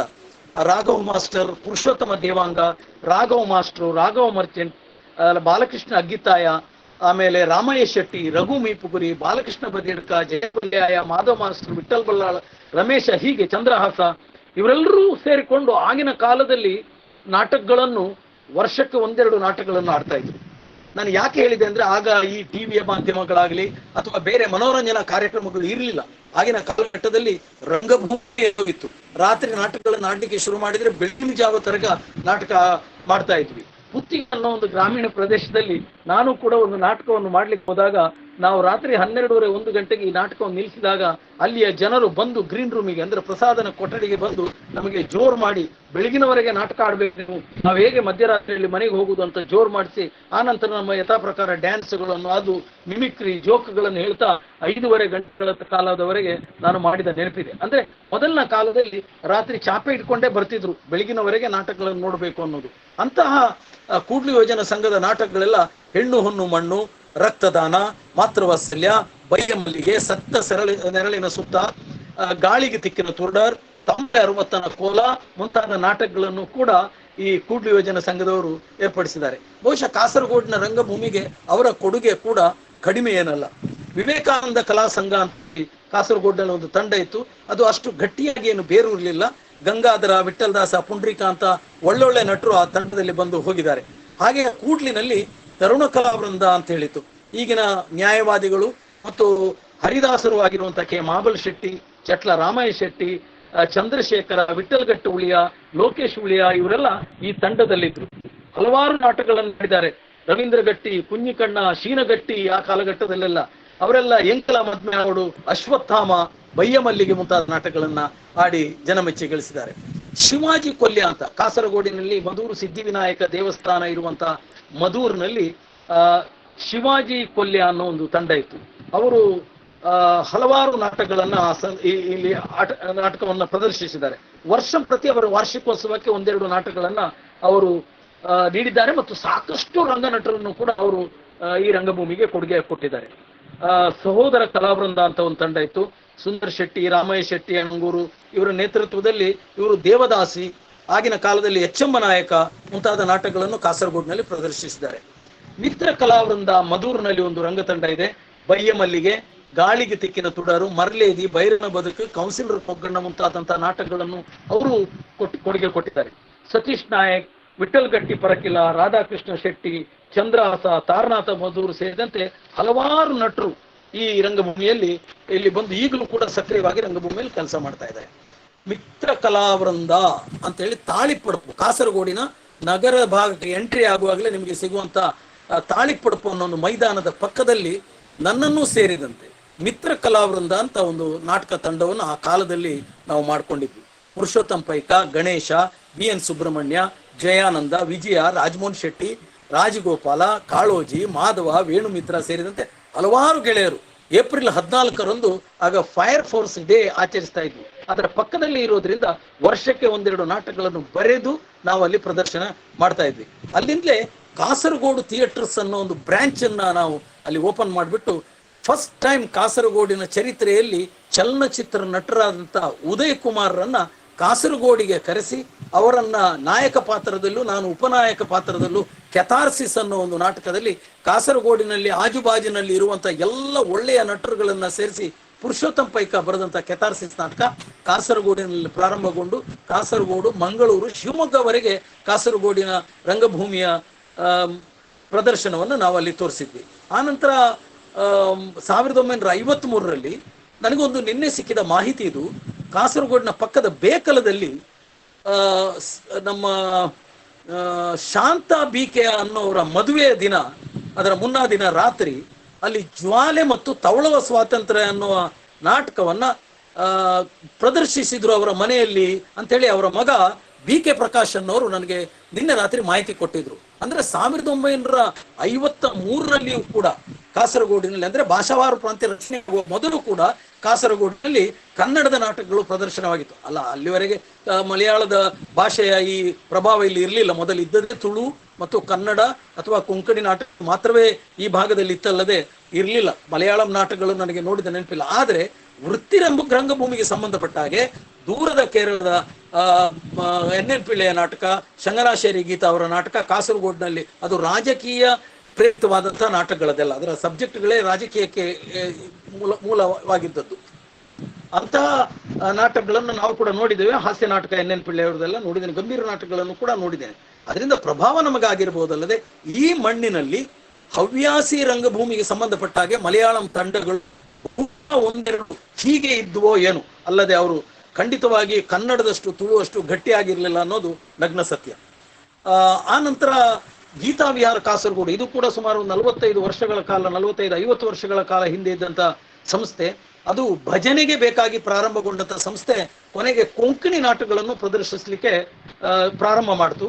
ನನ್ನ ನಿರ್ದೇಶನದಲ್ಲಿ ಚೋರ ಗುರು ಚಾಂಡಾಲ ಶಿಷ್ಯ, ಧರ್ಮಂ ಶರಣಂ ಗಚ್ಚಾಮಿ, ದೋನ್ ಗಡಿಯ ಸುನ್ಕಾಡಿ ಮುಂತಾದಂತ ನಾಟಕಗಳನ್ನ ನಾನು ಕನ್ನಡದಿಂದ ಕೊಂಕಣಿ ಭಾಷೆಗೆ ತರ್ಜುಮೆಗೊಳಿಸಿ ನಾನು ನಾಟಕಗಳನ್ನು ಆಡ್ತಾ ಇದ್ದೆ. ಮತ್ತು ಹಲವು ಈ ಪುರಂದರದಾಸರ ಮತ್ತು ಕನಕದಾಸರ ಕೀರ್ತನೆಗಳಿಗೆ ಹೊಸ ರಾಗಗಳನ್ನು ಸಂಯೋಜಿಸುವ ಮುಖಾಂತರ ನಾವು ಕಾಸರಗೋಡು ಸೇರಿದಂತೆ ಕೇರಳ, ಕರ್ನಾಟಕ, ಮಹಾರಾಷ್ಟ್ರ, ತಮಿಳುನಾಡು ಮುಂತಾದ ಕಡೆ, ಗೋವಾ, ಇಷ್ಟು ರಾಷ್ಟ್ರಗಳಲ್ಲಿ ಹೋಗಿ ಸುಮಾರು 500ಕ್ಕಿಂತಲೂ ಮಿಕ್ಕಿ ಪ್ರದರ್ಶನಗಳನ್ನು ನೀಡಿದ್ದು. ಅದರಲ್ಲಿ ಬಾಬೂಜಿ ಭಟ್ಟು, ತಾರನಾಥ ಭಕ್ತ ಮುಂತಾದಂಥ ಹಿರಿಯ ಕಲಾವಿದರು ಕೂಡ ಇದ್ರು. ಅದನ್ನು ಗಮನಿಸಿದಂಥ ಕರ್ನಾಟಕ ಸರ್ಕಾರ 1999ನೇ ಇಸ್ವಿಯಲ್ಲಿ ನಮ್ಮ ಸಂಸ್ಥೆಗೆ ಹೊರ ರಾಜ್ಯದಲ್ಲಿ ಒಳ್ಳೆಯ ಕನ್ನಡ ಕೆಲಸ ಮಾಡ್ತಿರುವಂತಹ ತಂಡ ಅನ್ನೋದು ನಮಗೆ ಕರ್ನಾಟಕ ರಾಜ್ಯೋತ್ಸವನ ಪ್ರಶಸ್ತಿಯನ್ನ ನೀಡಿದ್ದು ಮಾತ್ರ ನಮಗೆ ಅತ್ಯಂತ ಹೆಮ್ಮೆ. ಅದೇ ತಂಡದಿಂದ ಹವ್ಯಾಸಿ ರಂಗ ಕಲಾವಿದ ಹಾಡುಗಾರರಾದಂಥ ಬೆಂಗಳೂರಿನ ಎಲ್ಲ, ಅಂದ್ರೆ ಪುತ್ತೂರು ನರಸಿಂಹ ನಾಯಕ್ ಆಗ್ಲಿ ಅಥವಾ ಕಲ್ಮಾಳ್ ಇವರು ನಮ್ಮ ರತ್ನಮಾಲ ಪ್ರಕಾಶ್ ಆಗ್ಲಿ, YK ಮುದ್ದು ಕೃಷ್ಣ ಅನ್ನೋ ಹಿರಿಯ ಸಂಗೀತಗಾರರ ನೇತೃತ್ವದಲ್ಲಿ ಎಲ್ಲ ಸುಗಮ ಸಂಗೀತಗಾರರು ಕಾಸರಗೋಡಿಗೆ ಬಂದು ನಾವು ಗೀತ ಸಂಗೀತ ರಥವನ್ನ ಮಂಜೇಶ್ವರ ಗೋವಿಂದ ಪೈಗಳ ಮನೆಯಿಂದ ಪ್ರಾರಂಭಗೊಂಡು ಕಾಸರಗೋಡಿನ 32 ಕೇಂದ್ರಗಳಲ್ಲಿ ಅದನ್ನು ಮಾಡಿದ್ವಿ. ಅದೇ ತರ ಯಕ್ಷತೇರು ಅನ್ನೋದನ್ನ ಪಾರ್ತಿಸುಬ್ಬ, ಯಕ್ಷಗಾನದ ಪಿತಾಮಹ ಅಂತ ಕರೆಯಲ್ಪಡುವ ಪಾರ್ತಿಸುಬ್ಬನ ಊರಾದಂತ ಕುಂಬಳೆಯಿಂದ ಹೊರಟು ನಾವು ಬೆಂಗಳೂರಿನ ರವೀಂದ್ರ ಕಲಾಕ್ಷೇತ್ರದವರೆಗೆ ಸುಮಾರು 32 ಯಕ್ಷಗಾನ ಪ್ರದರ್ಶನವನ್ನು ಪ್ರದರ್ಶಿಸುವ ಮುಖಾಂತರ ಒಂದು ಐತಿಹಾಸಿಕವಾದಂಥ ಅಭಿಯಾನವನ್ನು ನಾವು ಕಾಸರಗೋಡಿನ ಮಣ್ಣಿನಿಂದ ಪ್ರಾರಂಭ ಮಾಡಿದ್ವಿ. ಇದು ಯಾಕೆ ಹೇಳಿದೆ ಅಂತ ಹೇಳಿದ್ರೆ, ಇಂತಹ ಅಭಿಯಾನ ಎಲ್ಲ ಹುಟ್ಟಿಕೊಂಡದ್ದು ಕಾಸರಗೋಡಿನಿಂದ ಅನ್ನೋ ಕಾರಣಕ್ಕೆ ಬೇಕಾಗಿ. ಲಾರಿ ನಾಟಕ ನಾನು ಅದರ ಪ್ರದರ್ಶನದ ಬಗ್ಗೆ ಮುಂದೆ ಹೇಳ್ತೇನೆ. ಕಾಸರಗೋಡಿನ ಲಲಿತ ಕಲಾ ಸದನದಲ್ಲಿ BV ಕಾರಂತರು ಒಂದು ಹಯವದನ ಅನ್ನೋ ಒಂದು ನಾಟಕವನ್ನು ಮಾಡ್ತಾರೆ ಮೊದಲು. ಆ ನಾಟಕ ಅದರ ಚಲನಚಿತ್ರ ನಟ ವೈಶಾಲಿ ಕಾಸರವಳ್ಳಿ ಇವರೆಲ್ಲ ಬಂದು ಭಾಗವಹಿಸಿದ್ದಾರೆ, TS ನಾಗಾಭರಣರೆಲ್ಲ. ಆ ಸಂದರ್ಭದಲ್ಲಿ ಆ ನಾಟಕಗಳನ್ನು ನೋಡಿದಂತ ಕನ್ನಡಿಗರಾದ ನಮ್ಮ ಮೇಲೆ ಅಥವಾ ನನ್ನ ಹಾಗೆ ಇರುವ ಉಳಿದ ಗೆಳೆಯರ ಮೇಲೆ ಆ ನಾಟಕ ಅತ್ಯಂತ ಪ್ರಭಾವ ಬೀರಿದಂತಹ ನಾಟಕ. ಅದೊಂದು ಇಡೀ ಕರ್ನಾಟಕದಾದ್ಯಂತ ಹವ್ಯಾಸಿ ರಂಗಭೂಮಿಗೆ ಒಂದು ದೊಡ್ಡ ಚಾಲನೆಯನ್ನು ಕೊಟ್ಟಿದ್ದು, ಒಂದು ಸಂಚಲನವನ್ನು ಮಾಡಿದೆ. ನಂತರದ ದಿನಗಳಲ್ಲಿ ಪ್ರೊಫೆಸರ್ ವೇಣುಗೋಪಾಲ ಕಾಸರಗೋಡು ಮತ್ತು KT ಶ್ರೀಧರ್ ಅವರು ಕೇರಳದಲ್ಲಿ ಹೋಗಿ ತ್ರಿಚೂರ್ನಲ್ಲಿ ಒಂದು ರಂಗ ಶಿಬಿರದಲ್ಲಿ ಪಾಲ್ಗೊಳ್ತಾರೆ. ಅವರು ವೇಣುಗೋಪಾಲ ಕಾಸರಗೋಡು ಸರ್ಕಾರಿ ಕಾಲೇಜಿನ ಕನ್ನಡ ವಿಭಾಗದಲ್ಲಿ ಕೆಲಸ ಮಾಡ್ತಾ ಇದ್ರು. KT ಶ್ರೀಧರ್ ನಗರದ BM ಹೈಸ್ಕೂಲ್ ಇಬ್ರು ಕೂಡ ನನ್ನ ಗುರುಗಳೇ. ಅವರು ಕೂಡ ಒಂದು ಟೀಚರ್ ಆಗಿದ್ರು. ನ್ಯಾಷನಲ್ ಸ್ಕೂಲ್ ಆಫ್ ಡ್ರಾಮಾದವರು ಏರ್ಪಡಿಸಿದಂತ 1 ತಿಂಗಳ ಶಿಬಿರದಲ್ಲಿ ಇಬ್ಬರು ಕೂಡ ಕಾಸರಗೋಡಿನಿಂದ ಹೋಗಿ ಪ್ರಾರಂಭಿಸಿ ಅಲ್ಲಿಗೆ ಭಾಗವಹಿಸಿ ಬಂದು ಇಲ್ಲಿ ಯವನಿಕಾ ಕಾಸರಗೋಡು ಅನ್ನೋ ಒಂದು ಸಂಸ್ಥೆಯನ್ನ ಒಂದು ಪ್ರಾರಂಭ ಮಾಡಲಿಕ್ಕೆ ಇವರು ಪ್ರೇರಣೆ ಆಗ್ತಾರೆ. ಸೊ ಅಲ್ಲಿ ಸಮಾನ ಮನಸ್ಕರಾದ GK ಶೆಟ್ಟಿ, ವೇಣುಗೋಪಾಲ ಕಾಸರಗೋಡು, ನಾನು ಸೇರಿದಂತೆ ರಾಮಮೂರ್ತಿ ಆಗಲಿ ಹಲವಾರು ಗೆಳೆಯರು, ಅವರ ಪಟ್ಟಿಯೇ ಇದೆ ನನ್ನ ಹತ್ರ, ಹಲವಾರು ಪ್ರದೀಪ್ ಕಾಸರಗೋಡು, ಪ್ರೇಮ್ ಪ್ರಕಾಶು, ನಾಮದೇವ್ ಶೆಟ್ಟಿ, ತಾರನಾಥ ಭಕ್ತ, ವಿದ್ಯಾಕರ್ಮಲ್ಯ, ಸುಬ್ಬಣ್ಣ ಶೆಟ್ಟಿ, ರಾಮನಾಥ್ ಆಳ್ವ, ಶಶಿಕಾಂತ್ ಬೇಕಲ್ ಸೇರಿದಂತೆ ಸುಮಾರು 50ಕ್ಕಿಂತಲೂ ಮಿಕ್ಕಿದ ಕಲಾವಿದರು ಈ ನಮ್ಮ ಯವನಿಕಾ ಸೇರಿಕೊಂಡು ಹೊಸ ನಾಟಕದ ಒಂದು ಇದಕ್ಕೆ ಪ್ರಾರಂಭ ಮಾಡ್ತದೆ. ಆನಂತರ ಅವರು ಮಣ್ಣಿನ ಬೊಂಬೆ, ವೇಣುಗೋಪಾಲ ಕಾಸರಗೋಡು ಮಣ್ಣಿನ ಬೊಂಬೆ ಅನ್ನೋ ನಾಟಕವನ್ನು ಬರೀತಾರೆ. ಅದು ಏಕಲವ್ಯ ಮಂಜೇಶ್ವರ ಗೋವಿಂದ ಪೈಗಳ ಹೆಬ್ಬೆರಳು ನಾಟಕವನ್ನು ಆಧರಿಸಿ ಮಣ್ಣಿನ ಬೊಂಬೆ ಅನ್ನೋ ನಾಟಕವನ್ನು ವೇಣುಗೋಪಾಲ ಕಾಸರಗೋಡು ಬರೀತಾರೆ. ಅದರಲ್ಲಿ ಅಷ್ಟೊತ್ತಿಗೆ ನಾನು ಫಿಲ್ಮ್ ಇನ್ಸ್ಟಿಟ್ಯೂಟ್ ಅನ್ನು ಮುಗಿಸ್ಕೊಂಡು ಇಲ್ಲಿಗೆ ಬಂದಿರೋದ್ರಿಂದ ಅದರಲ್ಲಿ ಏಕಲವ್ಯನ ಪಾತ್ರವನ್ನು ನಾನು ಮಾಡ್ತೇನೆ. ಹಾಗೆ ಆ ಮಣ್ಣಿನ ಬೊಂಬೆ ಸುಮಾರು 25 ಪ್ರದರ್ಶನಗಳಿಗಿಂತಲೂ ಮಿಕ್ಕಿಯಾಗಿ ಬೆಂಗಳೂರು ದೂರದರ್ಶನದಲ್ಲಿ ಕೂಡ ಕಾಸರಗೋಡಿನ ಪ್ರಪ್ರಥಮ ನಾಟಕ ಬೆಂಗಳೂರು ದೂರದರ್ಶನದಲ್ಲಿ ಪ್ರದರ್ಶನಗೊಳ್ಳುತ್ತದೆ. ಆ ನಂತರ ನ್ಯಾಷನಲ್ ಸ್ಕೂಲ್ ಆಫ್ ಡ್ರಾಮಾದ ಶ್ರೀನಿವಾಸ ಪ್ರಭು ಅವರು ಕಾಸರಗೋಡಿಗೆ ಬರ್ತಾರೆ. ಅವರು ಸುಮಾರು 15 ದಿನಗಳ ಕಾಲ ಯವನಿಕಾ ಏರ್ಪಡಿಸಿದ ರಂಗ ತರಬೇತಿ ಶಿಬಿರದಲ್ಲಿ ಇನ್ಸ್ಪೆಕ್ಟರ್ ಜನರಲ್ ಅನ್ನೋ ಗೊಗೋಲ್ನ ನಾಟಕವನ್ನ ಬಂದ ಸರ್ದಾರ ಅಂತ ಹೇಳಿ ಭಾಷಾಂತರ ಮಾಡಿ ನಮ್ಮ ಹತ್ರ ಮಾಡಿಸ್ತಾರೆ. ಅದು ರಾಜ್ಯ ಮಟ್ಟದಲ್ಲಿ ನಮಗೆ ದ್ವಿತೀಯ ಸ್ಥಾನವನ್ನು ಕೂಡ ಅದು ಸಿಗುತ್ತೆ ಅದರಲ್ಲಿ, ಉಡುಪಿಯಲ್ಲಿ ನಮ್ಮ ಕಾಂಪಿಟಿಷನ್ನಲ್ಲಿ. ಹಾಗೆ HS ಉಮೇಶ್ ರವರು ಬರೆದಂತ ಸ್ಲೇವ್ ಲಾವ್ಸ್ ಅನ್ನೋ ಒಂದು ಇಂಗ್ಲಿಷ್ ನಾಟಕವನ್ನ ಅವರು ಕನ್ನಡಕ್ಕೆ ತರ್ಜುಮೆ ಮಾಡ್ತಾರೆ. ಅದನ್ನ ನ್ಯಾಷನಲ್ ಸ್ಕೂಲ್ ಆಫ್ ಡ್ರಾಮಾದ ಅಗೈನ್ ಜಯರಾಮ್ ತಾತಾಚಾರ್ ಅನ್ನೋರು ಕಾಸರಗೋಡಿನಲ್ಲಿ ಇಲ್ಲಿ ಬಂದು 20 ದಿನಗಳ ಕಾಲ ರಂಗ ತರಬೇತಿ ಶಿಬಿರವನ್ನು ನೀಡುವ ಮುಖಾಂತರ ಗುಲಾಮನ ನಗು ಅನ್ನೋ ಒಂದು ನಾಟಕವನ್ನ ಯವನಿಕಾ ಮಾಡುತ್ತೆ. ಅದು ರಾಜ್ಯ ಮಟ್ಟದಲ್ಲಿ ಕಾಂಪಿಟಿಷನ್ ಅಲ್ಲಿ ಪ್ರಪ್ರಥಮವಾಗಿ 7 ಪ್ರಶಸ್ತಿಗಳನ್ನ ಗಳಿಸಿ ಕಾಸರಗೋಡಿನ ರಂಗಭೂಮಿ, ಹವ್ಯಾಸಿ ರಂಗಭೂಮಿಗೆ ಒಂದು ಗರಿಯನ್ನ ಮೂಡಿಸುತ್ತೆ. ಈ ತರದಲ್ಲಿ CG ಕೃಷ್ಣಸ್ವಾಮಿ ಅವರ ನಿರ್ದೇಶನದಲ್ಲಿ ಮತ್ತೆ ಮೊಹೆಂಜೋದಾರೋ ಅನ್ನೋ ನಾಟಕ, ಗುತ್ತು ಅನ್ನೋ ತುಳು ನಾಟಕ, ಸಂಕ್ರಾಂತಿ, ನನ್ನ ನಿರ್ದೇಶನದ ಪ್ರಶ್ನೆ, ಸಿದ್ಧತೆ, ನಾಯಿಗಳು ಸೇರಿದಂತೆ 16 ನಾಟಕಗಳನ್ನ ಯವನಿಕಾ ತಂಡ ಪ್ರದರ್ಶಿಸ್ತದೆ. ಮಾತ್ರವಲ್ಲ ರಾಜ್ಯದಿಂದ ಹೊರ ರಾಜ್ಯಕ್ಕೆ ಹೋಗಿ ಕೂಡ ನಾಟಕ ಪ್ರದರ್ಶನಗಳನ್ನು ಮಾಡುತ್ತೆ. ಮೂಕಾಭಿನಯ, ನಾನು 1979-80ರಲ್ಲಿ ಫಿಲ್ಮ್ ಇನ್ಸ್ಟಿಟ್ಯೂಟ್ ನಲ್ಲಿ ಕಲಿತಿರ್ಬೇಕಾದ್ರೆ ಮುಖ್ಯಮಂತ್ರಿ ಚಂದ್ರು ಎಂಬ ನಟ ನನಗೆ ಮೂಕಾಭಿನಯದ ಪಾಠವನ್ನು ಹೇಳ್ಕೊಡ್ತಾರೆ. ಆ ತಂಡ ಅದನ್ನು ಕಲಿತಂತ ನಾನು ಕಾಸರಗೋಡಿನ ಯವನಿಕಾ ತಂಡಕ್ಕೆ ಬಂದು ಮೂಕಾಭಿನಯವನ್ನ ಕಲಿಸುವ ಮುಖಾಂತರ ಸುಮಾರು 40ಕ್ಕಿಂತಲೂ ಮಿಕ್ಕಿದ ಪ್ರದರ್ಶನವನ್ನು ಬೇರೆ ಬೇರೆ ಹೆಸರಲ್ಲಿ, ಮೂಡ್, ಎಕ್ಸ್ಪ್ರೆಷನ್ ಅನ್ನೋ ಹೆಸರಿನಲ್ಲಿ ಪೂರ್ಣ ಪ್ರಮಾಣದ 1.5 ಗಂಟೆಗಳ ಕಾಲದ ಮೂಕಾಭಿನಯವನ್ನ, ಎಕ್ಸ್ಪ್ರೆಷನ್ಸ್ ಅನ್ನ ಕಾಸರಗೋಡಿನಲ್ಲಿ ಪ್ರಪ್ರಥಮವಾಗಿ ನಾನು ಪ್ರಾರಂಭಿಸ್ತೇನೆ. ಹಾಗೆ ಅಲ್ಲಿ ರಂಗ ತರಬೇತಿ ಶಿಬಿರಗಳು, ಗೋಷ್ಠಿಗಳು, ನಾಟಕೋತ್ಸವಗಳು, ವಠಾರ ನಾಟಕ ಅನ್ನೋ ಹೊಸ ಒಂದು ಕಾನ್ಸೆಪ್ಟ್ ಅನ್ನ ನಾನು ಯವನಿಕಾ ಕಾಸರಗೋಡಿಗೆ ಆ ತಂಡದ ಕಲಾವಿದರಿಗೆ ನಾನು ನಿರ್ದೇಶನ ಮಾಡಿದ್ದೆ. ವಠಾರ ನಾಟಕ ಅಂದ್ರೆ ಯಾವುದಾದ್ರೂ ಒಂದು ಕಾಲೋನಿಗೆ ಹೋಗುವಂಥದ್ದು, ಒಂದು ವಠಾರಕ್ಕೆ ಹೋಗುವಂಥದ್ದು, ಅಲ್ಲಿಯೇ ಒಂದು 10-50 ಮನೆಗಳನ್ನು ಸೇರಿಸಿಕೊಂಡು ಅವರ ಮನೆಯ ಅಂಗಳದಲ್ಲಿ ನಾಟಕಗಳನ್ನು ಆಡುವಂಥದ್ದು. ಅದಕ್ಕೆ ಚಂದ್ರಕಾಂತ್ ಪಟ್ಟತ್ತಾನನ್ನ, ಈಗ ಅವರು ನಮ್ಮಿಂದ ದೂರ ಆಗಿದ್ದಾರೆ, ಆ ಕಲಾವಿದರು ಅವರು ಪ್ರಜೆ ಅನ್ನೋ ಡಾಕ್ಟರ್ ನಾದ ಆಮೋದರ ಶೆಟ್ಟಿ ಬರೆದಂತ ಪ್ರಜೆ ಅನ್ನೋ ನಾಟಕವನ್ನ ನಿರ್ದೇಶಿಸಿದ್ರು. ನಾನು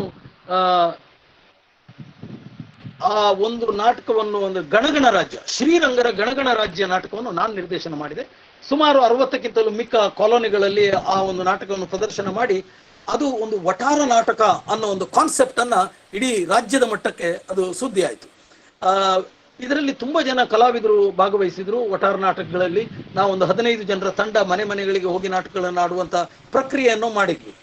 ಆ ನಂತರ ಅಲ್ಲಿಂದ ಆ ತಂಡದಲ್ಲಿದ್ದ ಒಂದೆರಡು ಹುಡುಗರು ಹೊರಗಡೆ ಬಂದು ಅವರು ಕೂಡ ಅಂದ್ರೆ ಸ್ವಾಭಾವಿಕವಾಗಿ ಆಗುವಂಥದ್ದು ಪಾತ್ರಗಳು ತನಗೂ ಸಿಗಬೇಕು ಅನ್ನೋ ಒಂದು ಮನಸ್ಥಿತಿ ಇರ್ತದೆ, ಅಥವಾ ಏನೋ ಒಂದು ಅಭಿಪ್ರಾಯ ಭೇದಗಳಿಂದಾಗಿ ಅದರಲ್ಲಿರುವಂತಹ ಒಂದೆರಡು ಗೆಳೆಯರು ಹೊಸ ಒಂದು ತಂಡವನ್ನು ಕಟ್ತಾರೆ.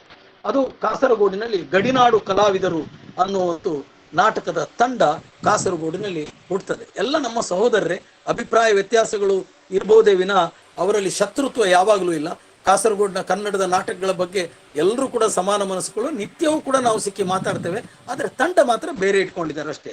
ಅವರು ತುಂಬಾ ಒಳ್ಳೆ ನಾಟಕಗಳನ್ನ ಮಾಡಿದ್ದಾರೆ. ಅದರಲ್ಲಿ ಸುಕುಮಾರ್ ಕಣ್ಣನ್ ಅನ್ನೊಬ್ಬ ನಿರ್ದೇಶಕ ಇದ್ದಾರೆ, ರಾಧಾಕೃಷ್ಣ, ವಾಮನ್ ಮುಳ್ಳಂಗೋಡು, ವಾಸು ಬಾಯಾರ್, ಅಮೇಶ್ ಇನ್ನ, ಜಯಶ್ರೀ ದಿವಾಕರ, ಸುಶೀಲ್ ಕದ್ರಿ, ಜಯರಾಮ್ ಭಟ್, ಉಮೇಶ್ ಸಾಲಿಯಾನ್ ಸೇರಿದಂತೆ ಸುಮಾರು 50 ಮಂದಿ ಕಲಾವಿದರು ಆ ತಂಡದಲ್ಲಿಯೂ ಕೂಡ ಇದ್ರು. ಅವರು ಕತ್ತಲೆ ದಾರಿ ದೂರ, ಭಗವದ್ದ ಜುಕಿಯ, ಹಯವದನ, ಸಾಂಬಶಿವ ಪ್ರಕಾಶನ, ಮಾರಿಚನ ಬಂಧುಗಳು, ಗಾಂಧಾರಿ, ರಾಜ್ಯದಾಹ, ಅಗ್ನಿ ಮತ್ತು ಮಳೆ, ಅಂಧಯುಗ, ದೃಷ್ಟಿ, ಬಸ್ತಿ, ಸತ್ಯಮೇವ ಜಯತೆ ಮುಂತಾದ ಹಲವು ಕನ್ನಡ ನಾಟಕಗಳನ್ನು ಅವರು ಈ ಕಾಸರಗೋಡಿನ ರಂಗಭೂಮಿ ಕೊಟ್ಟಿದ್ದಾರೆ. ಮಾತ್ರ ಅಲ್ಲ, ಜಪ್ಪೆರೆ ಜಾಗೌಂಡ, ಏರು ತುಯಿನಿ, ಮುಕ್ಕಾಲ್ ಮೂಜಿಗಳಿಗೆ, ಬಾಡಾಯ್ದ ಇಲ್ಲು ಸೇರಿದಂತೆ ಹಲವಾರು ತುಳು ನಾಟಕಗಳನ್ನು ಕೂಡ ಅವರು ಈ ಮಣ್ಣಿಗೆ ಕೊಡುಗೆಯಾಗಿ ಕೊಟ್ಟಿದ್ದಾರೆ. ಇತ್ತೀಚಿನ ವರ್ಷಗಳಲ್ಲಿ ಸ್ವಲ್ಪ ಮೌನವಾಗಿದ್ದಾರೆ ಎಲ್ಲವೂ ತಂಡಗಳು ಕೂಡ ಯಥಾ ಪ್ರಕಾರ. ನಂತರ ಅಲ್ಲಿಂದ ಒಂದು ಗುಂಪು ಹೊರಗಡೆ ಬರುತ್ತೆ. ಅಲ್ಲಿಂದ ಬಂದು ನಟನಾ ಕಾಸರಗೋಡು ಅಂತ ಒಂದು ತಂಡ ಮಾಡುತ್ತೆ. ಅದು ಕರ್ಮಚಕ್ರ ಅನ್ನೋ ಒಂದು ನಾಟಕವನ್ನು ಮಾಡ್ತಾರೆ. ಅದು ಕೂಡ ವೇಣುಗೋಪಾಲರು ಅಂಗುಲಿಮಾಲ ಅನ್ನೋ ನಾಟಕವನ್ನ ರಂಗಭೂಮಿಗೆ ತರ್ತಾರೆ. ಕರ್ಮಚಕ್ರ ಅಂತ ಅದು ಸುಮಾರು 25 ಪ್ರದರ್ಶನಗಳಾಗತ್ತೆ. ರಾಜ್ಯ ಮಟ್ಟದಲ್ಲಿ ಅದಕ್ಕೂ ಕೂಡ ಪ್ರಶಸ್ತಿ ಬರುತ್ತೆ. ಅದನ್ನು ನಾನೇ ನಿರ್ದೇಶನ ಕೂಡ ಆ ತಂಡಕ್ಕೆ ಮಾಡಿದೆ. ಮುರಹರಿ, ನಿನಾಸಂ ಪದವೀಧರ, ಪಾಂಡುರಂಗ ಸೇರಿದಂತೆ ಹಲವಾರು ಕಲಾವಿದರು ಆ ತಂಡದಲ್ಲಿದ್ದು ಅದು ಕೂಡ ಈಗ ನಿಂತು ಹೋಗಿದೆ. ಆ ನಂತರ ಗಡಿನಾಡ ಕಲಾವಿದರಲ್ಲಿದ್ದಂಥ ಒಂದು 4-5 ಕಲಾವಿದರು ಹೊರಗಡೆ ಬಂದು ವಾಸು ಬಾಯಾರ್, ಜಯರಾಮ್ ಭಟ್, ಉಮೇಶ್ ಸಾಲಿಯಾನ್ ಇವರೆಲ್ಲ ಸೇರಿಕೊಂಡು ಒಂದು ಹೊಸ ತಂಡವನ್ನು ಮಾಡಬೇಕನ್ನೋ ಕಲ್ಪನೆಯೊಂದಿಗೆ ವೇಣುಗೋಪಾಲ ಕಾಸರಗೋಡು ನನ್ನನ್ನು ಸೇರಿದಂತೆ ಹಲವಾರು ಗೆಳೆಯರು ಸೇರಿಕೊಂಡು ಪ್ರಾರಂಭಿಸಿದ ಒಂದು ತಂಡ ಅಪೂರ್ವ ಕಲಾವಿದರು. ಆ ತಂಡಕ್ಕೆ ಒಂದು ಹೊಸತನ್ನ ಕೊಡಬೇಕು ಅನ್ನೋ ಕಾರಣಕ್ಕೆ ಬೇಕಾಗಿ ವೇಣುಗೋಪಾಲರ ಜೊತೆ ನಾನು ಮಾತಾಡಿಕೊಂಡು ಲಾರಿ ನಾಟಕ ಅನ್ನೋ ಒಂದು ಹೊಸ ಒಂದು ಅಭಿಯಾನವನ್ನ ಈ ಕಾಸರಗೋಡಿನ ಮಣ್ಣಿನಿಂದ ಪ್ರಾರಂಭ ಮಾಡ್ತೇನೆ. ಯಾಕೆ ಈ ಮಾತನ್ನು ಹೇಳಿದೆ ಅಂತ ಹೇಳಿದ್ರೆ,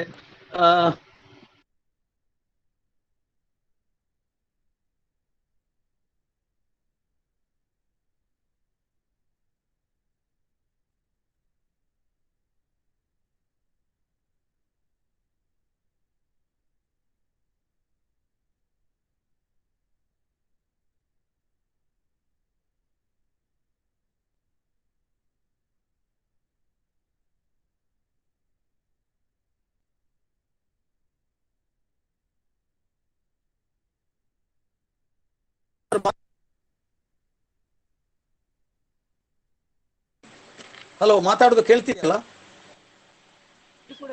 ಹಾ ಸರ್, ಕೇಳಿಸಿದೆ, ಮಾತಾಡಿ ಸರ್. ರೈಟ್. ಹಾಗೆ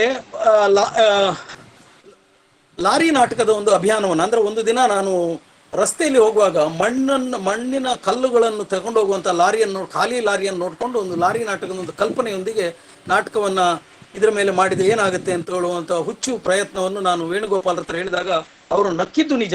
ನನ್ನ ಹುಚ್ಚುತನಕ್ಕೆ ಅವರು ತಲೆಬಾಗಿ ಅವರು ಒಂದು ನಾಯಿ ಬಾಲ ಅನ್ನೋ ಒಂದು ನಾಟಕವನ್ನು ಬರ್ಕೊಟ್ರು. ಹಾಗೆ ಅಪೂರ್ವ ಕಲಾವಿದರು ತಂಡದಿಂದ ಅದನ್ನು ನಾನು ಪ್ರಾರಂಭ ಮಾಡ್ತೇನೆ. ಅದರಲ್ಲಿರುವಂತಹ ಎಲ್ಲ ನನ್ನ ಗೆಳೆಯರನ್ನ ಸೇರಿಸಿಕೊಂಡು ಅದು ಸುಮಾರು 108 ಪ್ರದರ್ಶನಗಳು, ಅಂದ್ರೆ ಕಾಸರಗೋಡಿನ ಮಿಯಾಪದವು, ಮಂಜೇಶ್ವರದ ಪಕ್ಕದಲ್ಲಿರುವಂತಹ ಮಿಯಾಪದವು ಅಲ್ಲಿಂದ ಪ್ರಾರಂಭಗೊಂಡಂತಹ ಲಾರಿ ನಾಟಕ ವಿಧಾನಸೌಧದ ಪಕ್ಕದಲ್ಲಿ ಬಂದು ಬೆಂಗಳೂರಿನಲ್ಲಿ ನಿಲ್ಲಿಸಿದ್ದು ನಮ್ಮ ಕಾಸರಗೋಡಿನ ಮಣ್ಣಿನ ಒಂದು ದೊಡ್ಡ ಕೆಲಸ ಅಂತ ಹೇಳಿ ನಾನು ಅಂದ್ಕೊಂಡಿದ್ದೇನೆ. ಅದಕ್ಕೆ ಹಲವು ಕಡೆಗಳಿಂದ ಕೂಡ ಪ್ರಶಂಸನೀಯವಾದಂತಹ ಮಾತುಗಳನ್ನು ಕೇಳ್ಕೊಂಡಿದ್ದೇವೆ. ಆ ನಂತರ ಅಪೂರ್ವ ಕಲಾವಿದರವರು ಉಮೇಶ್ ಸಾಲಿಯಾ ನಮ್ಮ ನಟ ಮತ್ತು ನಿರ್ದೇಶಕರ ನಿರ್ದೇಶನದಲ್ಲಿ ಮಳೆ ನಿಂತ ಮೇಲೆ ಅನ್ನೋ ಒಂದು ಮತ್ತು ಕಯ್ಯೂರ್ ಅನ್ನೋ 2 ನಾಟಕಗಳನ್ನ ಅವರು ನಿರ್ದೇಶಿಸ್ತಾರೆ. ಅದು ಕೂಡ ಕೆಲವು ಪ್ರದರ್ಶನಗಳನ್ನು ಕಾಣುತ್ತೆ. ಮತ್ತು ಮಳೆ ನಿಂತ ಮೇಲೆ ಒಂದು ಅಭಿಯಾನದ ಮುಖಾಂತರ ಕೆಲವು ಕಡೆಗಳಲ್ಲಿ ಅವರು ಅಭಿಯಾನವನ್ನು ಬೆಂಗಳೂರುವರೆಗೆ ತಗೊಂಡು ಹೋಗುವಂತಹ ಕೆಲಸವನ್ನು ಮಾಡಿದ್ದಾರೆ. ಶಾಲೆಗಳಲ್ಲಿ ರಂಗ ಶಿಬಿರಗಳನ್ನು ಏರ್ಪಡಿಸಿದ್ದಾರೆ ಮತ್ತು ಹಲವಾರು ಗೋಷ್ಠಿಗಳನ್ನ ಕೂಡ ಏರ್ಪಡಿಸಿ ಈಗಲೂ ಕೂಡ ಅವರು ಸಕ್ರಿಯವಾಗಿ ಕಾಸರಗೋಡಿನ ರಂಗಭೂಮಿಯ ಚಳವಳಿಯಲ್ಲಿ ತಮ್ಮನ್ನು ತೊಡಗಿಸಿಕೊಂಡಿದ್ದಾರೆ. 1995 ಸುಮಾರಿಗೆ ನಾನು ಸತೀಶ್ ಚಂದ್ರ ಭಂಡಾರಿ, ಸತ್ಯನಾರಾಯಣ, ಮನೋಹರ್ ಶೆಟ್ಟಿ ಸೇರಿದ 4 ಒಂದು ಕ್ಲಾಸಿನ ಗೆಳೆಯರು ಒಂದೇ ಬೆಂಚಿನಲ್ಲಿ ಕೂತು ಬೆಳೆದವರು ಸೇರಿಕೊಂಡು ಮಾಡಿದಂತಹ ಒಂದು ಟ್ರಸ್ಟ್ ಇದು. ಅದು ರಂಗ ಚಿನ್ನಾರಿ ಅನ್ನೋ ಟ್ರಸ್ಟು. ಅದನ್ನು ನಾವು ಮಕ್ಕಳಿಗೆ ಬೇಕಾಗಿ ಮುಂದಿನ ಜನಾಂಗಕ್ಕೆ ನಮ್ಮ ರಂಗಭೂಮಿಯನ್ನು ಕೊಂಡೊಯ್ಯುವ ಕೆಲಸವನ್ನು ಮಾಡಬೇಕು, ನಮ್ಮ ಭಾರತೀಯ ಸಂಸ್ಕೃತಿಯನ್ನು ತಗೊಂಡು ಹೋಗುವಂತಹ ಕೆಲಸವನ್ನು ಮಾಡಬೇಕು ಅನ್ನುವ ಗಟ್ಟಿ ಮನಸ್ಸಿನೊಂದಿಗೆ ಪ್ರಾರಂಭ ಮಾಡಿದ್ವಿ. ಉದಯ್ ಕುಮಾರ್ ಮಣ್ಣಿಪಾಡಿ ನನ್ನ ಗೆಳೆಯ ಸೇರಿಕೊಂಡು ನಾವು ಮಕ್ಕಳಿಗೆ ಬೇಕಾಗಿ ಐಕೆ ಬೋಳುವಾರು ಮತ್ತು ಮಂಜುಳಾ ಸುಬ್ರಹ್ಮಣ್ಯ ಇವರ ಸಹಕಾರದಿಂದಾಗಿ ನಾವು ಆ ಮಕ್ಕಳಿಗೆ ಒಂದು ತದಿಗಿಣ ತೋಮ್ ಅನ್ನೋ ಒಂದು ನಾಟಕವನ್ನ ನಿರ್ದೇಶನ ಮಾಡ್ತೇವೆ. ನಿರ್ದೇಶನ ಮಾಡಿದ ನಂತರ ಆ ನಾಟಕವನ್ನು 25 ಪ್ರದರ್ಶನಗಳನ್ನು ನಾವು ಕಾಸರಗೋಡಿನ ಮೂಲೆ ಮೂಲೆಗಳಲ್ಲಿ ಪ್ರದರ್ಶನ ಮಾಡ್ತೇವೆ. ಅಲ್ಲಿ ಏನಂದ್ರೆ ಅದು ಇದ್ದವರ ಮತ್ತು ಇಲ್ಲದ ಮಕ್ಕಳನ್ನು ಸೇರಿಸಿಕೊಂಡು ರಸ್ತೆ ಬದಿಯಲ್ಲಿ ಗುಜಿರಿ ಸಾಮಾನುಗಳನ್ನು ಹೆಕ್ಕುವಂತ ಮಕ್ಕಳುಗಳನ್ನೆಲ್ಲ ಕಲೆಕ್ಟ್ ಮಾಡಿಕೊಂಡು ಡಾಕ್ಟರ್ ನರಹರಿ ಅಂತೇಳಿ ಕಾಸರಗೋಡಿನ IID ಸೆಂಟರ್ನ ಮುಖ್ಯಸ್ಥರವರು ಅವರ ಅಂಡರ್ನಲ್ಲಿ ಸುಮಾರು ಒಂದು 10 ಮಕ್ಕಳು ಅವರಲ್ಲಿ ಕಲೆಕ್ಟ್ ಮಾಡಿಕೊಂಡು ಅವರಿಗೆ ವಿದ್ಯಾಭ್ಯಾಸದ ವಿಷಯವನ್ನು ಮಾಡ್ತಾ ಇದ್ರು. ಆದ್ರೆ ಅವರಿಗೆ ವಿದ್ಯೆ ಕೊಡುವಂತ ಕೆಲಸವನ್ನು ಬಹಳ ಶಿಸ್ತಿನಿಂದ ಮಾಡ್ತಾ ಇದ್ರು. ಆ ಮಕ್ಕಳನ್ನು ನೋಡಿದ ನಂತರ ಅವರನ್ನು ಕೂಡ ಮತ್ತು ನನ್ನ ಮಕ್ಕಳನ್ನು ಸೇರಿಕೊಂಡು ಜಂಟಿಯಾಗಿ ಒಂದು ಕೆಲಸವನ್ನು ಮಾಡಿ ನಾವು ನಾಯಿ ಬಾಲ ನಾಟಕವನ್ನ ಮಾಡ್ತೇವೆ, ತದಿಗಿಣ ತೋಮನ್ನೋ ನಾಟಕವನ್ನ ರಂಗಭೂಮಿಗೆ ಕೊಡ್ತೇವೆ. ಆಮೇಲೆ ರಂಗ ಸಂಸ್ಕೃತಿ ಅನ್ನೋ ಕಾಸರಗೋಡಿನ ಸುಮಾರು 3,000 ಮಕ್ಕಳಿಗೆ ನಾವು ರಂಗಭೂಮಿಯ ವಿಚಾರಗೋಷ್ಠಿಗಳನ್ನ ರಂಗ ಸಂಸ್ಕೃತಿ ಅನ್ನೋ ಹೆಸರಿನಿಂದ ಮೇಕಪ್ ಮಾಡೋದು ಹೇಗೆ, ಧ್ವನಿಯನ್ನು ಎತ್ತರಿಸೋದು ಹೇಗೆ, ಸ್ಟೇಜಿನಲ್ಲಿ ನಿಲ್ಲೋದು ಹೇಗೆ ಅನ್ನೋದನ್ನ ಶಾಲಾ ಮಕ್ಕಳಿಗೆ ಹೇಳ್ಕೊಡೋ ಕೆಲಸವನ್ನು ಮಾಡಿದ್ವಿ. ಮಕ್ಕಳ ನಾಟಕೋತ್ಸವನ್ನ ಕಾಸರಗೋಡಿನ ಮುಳ್ಳೇರಿಯದಲ್ಲಿ ಮಾಡಿದ್ವಿ. ವಿಚಾರಗೋಷ್ಠಿಗಳು ಮಕ್ಕಳಿಗಾಗಿ ಇತ್ತೀಚೆಗೆ ಭರತನಾಟ್ಯದ ಹಸ್ತಮುದ್ರೆಗಳನ್ನ ಕಲಿಸಿಕೊಡು, ಅಂದ್ರೆ ಹೀಗೆ ನಿಂತ ಕೂಡಲೇ ಏನಂತ ಗೊತ್ತಿಲ್ಲ, ಪತಾಕ ಅಂದ್ರೆ ಏನು, ತ್ರಿಪತಾಕ ಅಂದ್ರೆ ಏನು, ಅರ್ಧ ಪತಾಕ ಅಂದ್ರೆ ಏನು, ಕರ್ತರಿ ಮುಖ ಅಂದ್ರೆ ಏನು ಅಂತ ಹೇಳುವ ಮಕ್ಕಳಿಗೆ ಗೊತ್ತಿಲ್ಲ. ಅಂದ್ರೆ ಒಂದು ಮಗು ಭರತನಾಟ್ಯವನ್ನು ಎಂಜಾಯ್ ಮಾಡ್ಲಿಕ್ಕೆ ಹಸ್ತಮುದ್ರೆಗಳನ್ನ ಕಲಿಸಿಕೊಟ್ರೆ ಬಹುಶಃ ಹೆಚ್ಚು ಇದು ಅನುಕೂಲ ಆಗ್ಬೋದನ್ನ ಕಾರಣಕ್ಕೆ ಬೇಕಾಗಿ ಮಂಜುಳಾ ಸುಬ್ರಹ್ಮಣ್ಯ ಅನ್ನೋ ನೃತ್ಯಗಾರ್ತಿಯನ್ನ ಕರೆಸಿ ನಾವು ಇಂತಹ ಒಂದು ಅಭಿಯಾನವನ್ನ ಸುಮಾರು ಒಂದು 2,500 ಮಕ್ಕಳಿಗೆ ಅಂತ ಒಂದು ಕೆಲಸವನ್ನು ಮಾಡಿದ್ದೀವಿ. ಮಾತ್ರ ಅಲ್ಲ, ನಾಡಗೀತೆಯನ್ನು ಹೇಳಿಕೊಡುವ ಮುಖಾಂತರ ಕಾಸರಗೋಡಿನ ಭಾವಗೀತೆಗಳನ್ನು ಅಂದ್ರೆ ರಾಷ್ಟ್ರಕವಿ ಮಂಜೇಶ್ವರ ಗೋವಿಂದ ಪೈಗಳ ತಾಯೇ ಬಾರ ಮೊಗವತವರ ಕನ್ನಡಿಗರ ಮಾತೆಯೇ ಮತ್ತು ಇನ್ನೊಂದೆರಡು ಭಾವಗೀತೆಗಳನ್ನ ಮಕ್ಕಳಿಗೆ ಹೇಳಿಕೊಡುವ ಮುಖಾಂತರ ನಾವು ಅಂತ ಕೂಡ ಮೂವ್ಮೆಂಟ್ಗಳನ್ನ ಕಾಸರಗೋಡಿನ ಮಣ್ಣಿನಲ್ಲಿ ಮಾಡಿದ್ದೇವೆ. ಕೋಟೂರು ಅಂತ ಕಾಸರಗೋಡಿನ ಸುಮಾರು 20 ಕಿಲೋಮೀಟರ್ ದೂರ ಕೋಟೂರು ಕಾರ್ತಿಕೇಯ ಕಲಾ ಸಂಘ ಅಂತ ಇತ್ತು. ಅಲ್ಲಿ ಕೂಡ ಕಾಸರಗೋಡಿನ ಹವ್ಯಾಸಿ ಹಲವಾರು ನಟರಿದ್ರು. ಅಡಕ ಗೋಪಾಲಕೃಷ್ಣ ಭಟ್ಟು, ಎಂ.ಇ. ಬಳ್ಳಯ್ಯ, ಗೋವಿಂದ ಭಟ್ಟು ಬಳ್ಳಮೂಲೆ, ನಾರಾಯಣ ಭಟ್ಟು, ಜಿ.ಕೆ. ಭಟ್ಟು, ಕುಂಡೂರು ಸುಬ್ರಹ್ಮಣ್ಯ ಭಟ್ಟು ಇವರೆಲ್ಲ ನಾಟಕಗಳನ್ನು ಮಾಡ್ತಾ ಇದ್ರು. ಮಾಂಗಲ್ಯ ಭಾಗ್ಯ, ನಿಕ್ಲು ಏನನ್ನು ಮರೆಪಡೆ, ಸ್ನೇಹ ಸಮಾಧಿ, ಉದಂಕ ಚರಿತ್ರೆ ಇಂಥ ನಾಟಕಗಳನ್ನು ಈ ಮಣ್ಣಿಗೆ ಅವರು ಕೊಡುಗೆ ಕೊಟ್ಟಿದ್ದಾರೆ. ಬಹಳ ಮುಖ್ಯವಾಗಿ ಹೇಳಲೇಬೇಕಾದಂತ ಹೆಸರು ಕೇಶವಾನಂದ ಭಾರತಿ ಪಾದಂಗಳವರದು. ಭಾರತಿ ಕಲಾ ಸದನ ಎಡನೀರು ಅನ್ನೋ ಒಂದು ಸಂಸ್ಥೆಯನ್ನ ಮಾಡಿ ಶ್ರೀ ಶ್ರೀ ಕೇಶವಾನಂದ ಭಾರತಿ ಸ್ವಾಮೀಜಿಯವರು ಬರೆದು ನಿರ್ದೇಶಿಸಿ ಸಾವುಕಾರ ಅನ್ನೋ ನಾಟಕ, ಅಣ್ಣತಮ್ಮ ಅನ್ನೋ ನಾಟಕ, ಛಲದಂಕ ಕೌರವ, ಪಾರ್ವತಿ ಪರಿಣಯ, ಪರಿಣಾಮ, ಟಿಪ್ಪು ಸುಲ್ತಾನ, ಸತ್ಯ ಹರಿಶ್ಚಂದ್ರ ಮುಂತಾದ ನಾಟಕಗಳನ್ನು ಬರೆಯುವುದಲ್ಲದೆ ಅದಕ್ಕೆ ನಿರ್ದೇಶನ ಕೂಡ ನೀಡಿ ಅವರು ಕಾಸರಗೋಡಿಗೆ ರಂಗಭೂಮಿಗೆ ಕೊಟ್ಟಂತ ದೊಡ್ಡ ಕೆಲಸ ಅದು. ರಾಜೇಂದ್ರ ಕಲ್ಲೂರಾಯ, ಸುಬ್ರಹ್ಮಣ್ಯ ಭಟ್ಟು, ವೆಂಕಟರಾಜ ಪುಣಚಿತಾಯ, ತುಳು ಲಿಪಿಯನ್ನು ಕಂಡುಹುಡುಕಿದವರು, ರಾಜಗೋಪಾಲ ಪುಣಚಿತಾಯ, ವೆಂಕಟ್ ಭಟ್, ಬಾಲಕೃಷ್ಣ ವರ್ಕೂಡ್ಲು, ಮಹಾಲಿಂಗ್ ಭಟ್, ಪ್ರೊಫೆಸರ್ ಮಾಧವ ಇವರೆಲ್ಲ ಸೇರ್ಕೊಂಡು ಹಲವಾರು ನಾಟಕಗಳನ್ನು ಮಾಡಿದ್ದಾರೆ. ಸಂಗೀತೋತ್ಸವ, ಎಡ್ಡೀರು ಮಠ ಅಂತೂ ಕಾಸರಗೋಡಿನ ಸಾಂಸ್ಕೃತಿಕ ಕೇಂದ್ರ ಅನ್ನೋದು ತಪ್ಪಾಗಲಾರದು.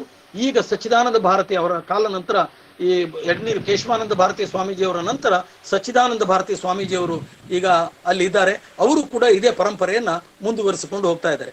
ಶಾರದಾ ಆರ್ಟ್ಸ್ ಮಂಜೇಶ್ವರ್ ಅಂತ ನಾನು ಆಗ ಮೊದಲಿಗೆ ನನ್ನ ಮಾತಿನಲ್ಲಿ ಹೇಳಿದ್ದೆ, ಅದು ವೃತ್ತಿ ರಂಗಭೂಮಿಗೆ ಬಗ್ಗೆ ಮಾಡಿದ. ಅವರು ಕೂಡ ದಾಯ ಪಂಡಿಜಾರು, ಕಥೆಯಾನ ಪನ್ಲೆ, ಬರುವೇರ, ಮುಗಿಯಂದೆ ಕತೆ, ಏರ್ಲ ಸರಿಜೇರು, ಅಕ್ಕಬತ್ತಿ ಬೊಕ್ಕ, ಒಟ್ಟಿಗೆ ಪೋಯಿ, ಎಲ್ಲೆ ಪನ್ಲೆ, ತಿರುಗದ ತೂಲೆ, ಆರ್ ಪನ್ಪೇರು ಇಂತಹ ಹಲವಾರು ತುಳು ನಾಟಕಗಳು, ವರ್ಷಕ್ಕೆ 1-2 ನಾಟಕಗಳ ಮುಖಾಂತರ ಇಷ್ಟು ವರ್ಷಗಳ ಕಾಲ 2 ತಂಡಗಳನ್ನ ನಡೆಸಿಕೊಂಡು ಕೃಷ್ಣ ಮಂಜೇಶ್ವರ ನಾಟಕಗಳನ್ನು ಮಾಡ್ತಾರೆ. ಅದರಲ್ಲಿ ದೀಪಕ್ ರೈ, ಆಮೇಲೆ ರಾಜೇಶ್ ಮುಗುಳಿ, ಪ್ರಕಾಶ್ ತುಮಿನಾಡು, ಜಯಪ್ರಕಾಶ್ ತುಮಿನಾಡು, ರೂಪಾ ವರ್ಕಾಡಿ, ಕಾವ್ಯಶ್ರೀ, ನಮಿತಾ, ಕಿಶೋರ್, ಧರ್ಮೇಂದ್ರ, ಸುರೇಶ್ ಮಂಜೇಶ್ವರ್, ಮಂಗಳ, ಹೀಗೆ ಹಲವಾರು ರಂಗ ಕಲಾವಿದರು ಈಗಲೂ ಕೂಡ ಸಕ್ರಿಯವಾಗಿ. ಈಗ ಕೋವಿಡ್ ಬಂದ ನಂತರ ಸ್ವಲ್ಪ ನಿಂತು ಹೋಗಿದೆ, ಮತ್ತೆ ಮುಂದೆ ಅವರ ಅಭಿಯಾನ ಮುಂದುವರಿಯುತ್ತದೆ ಅಂತ ಅನ್ಕೊಂಡಿದ್ದೆ ನಾನು.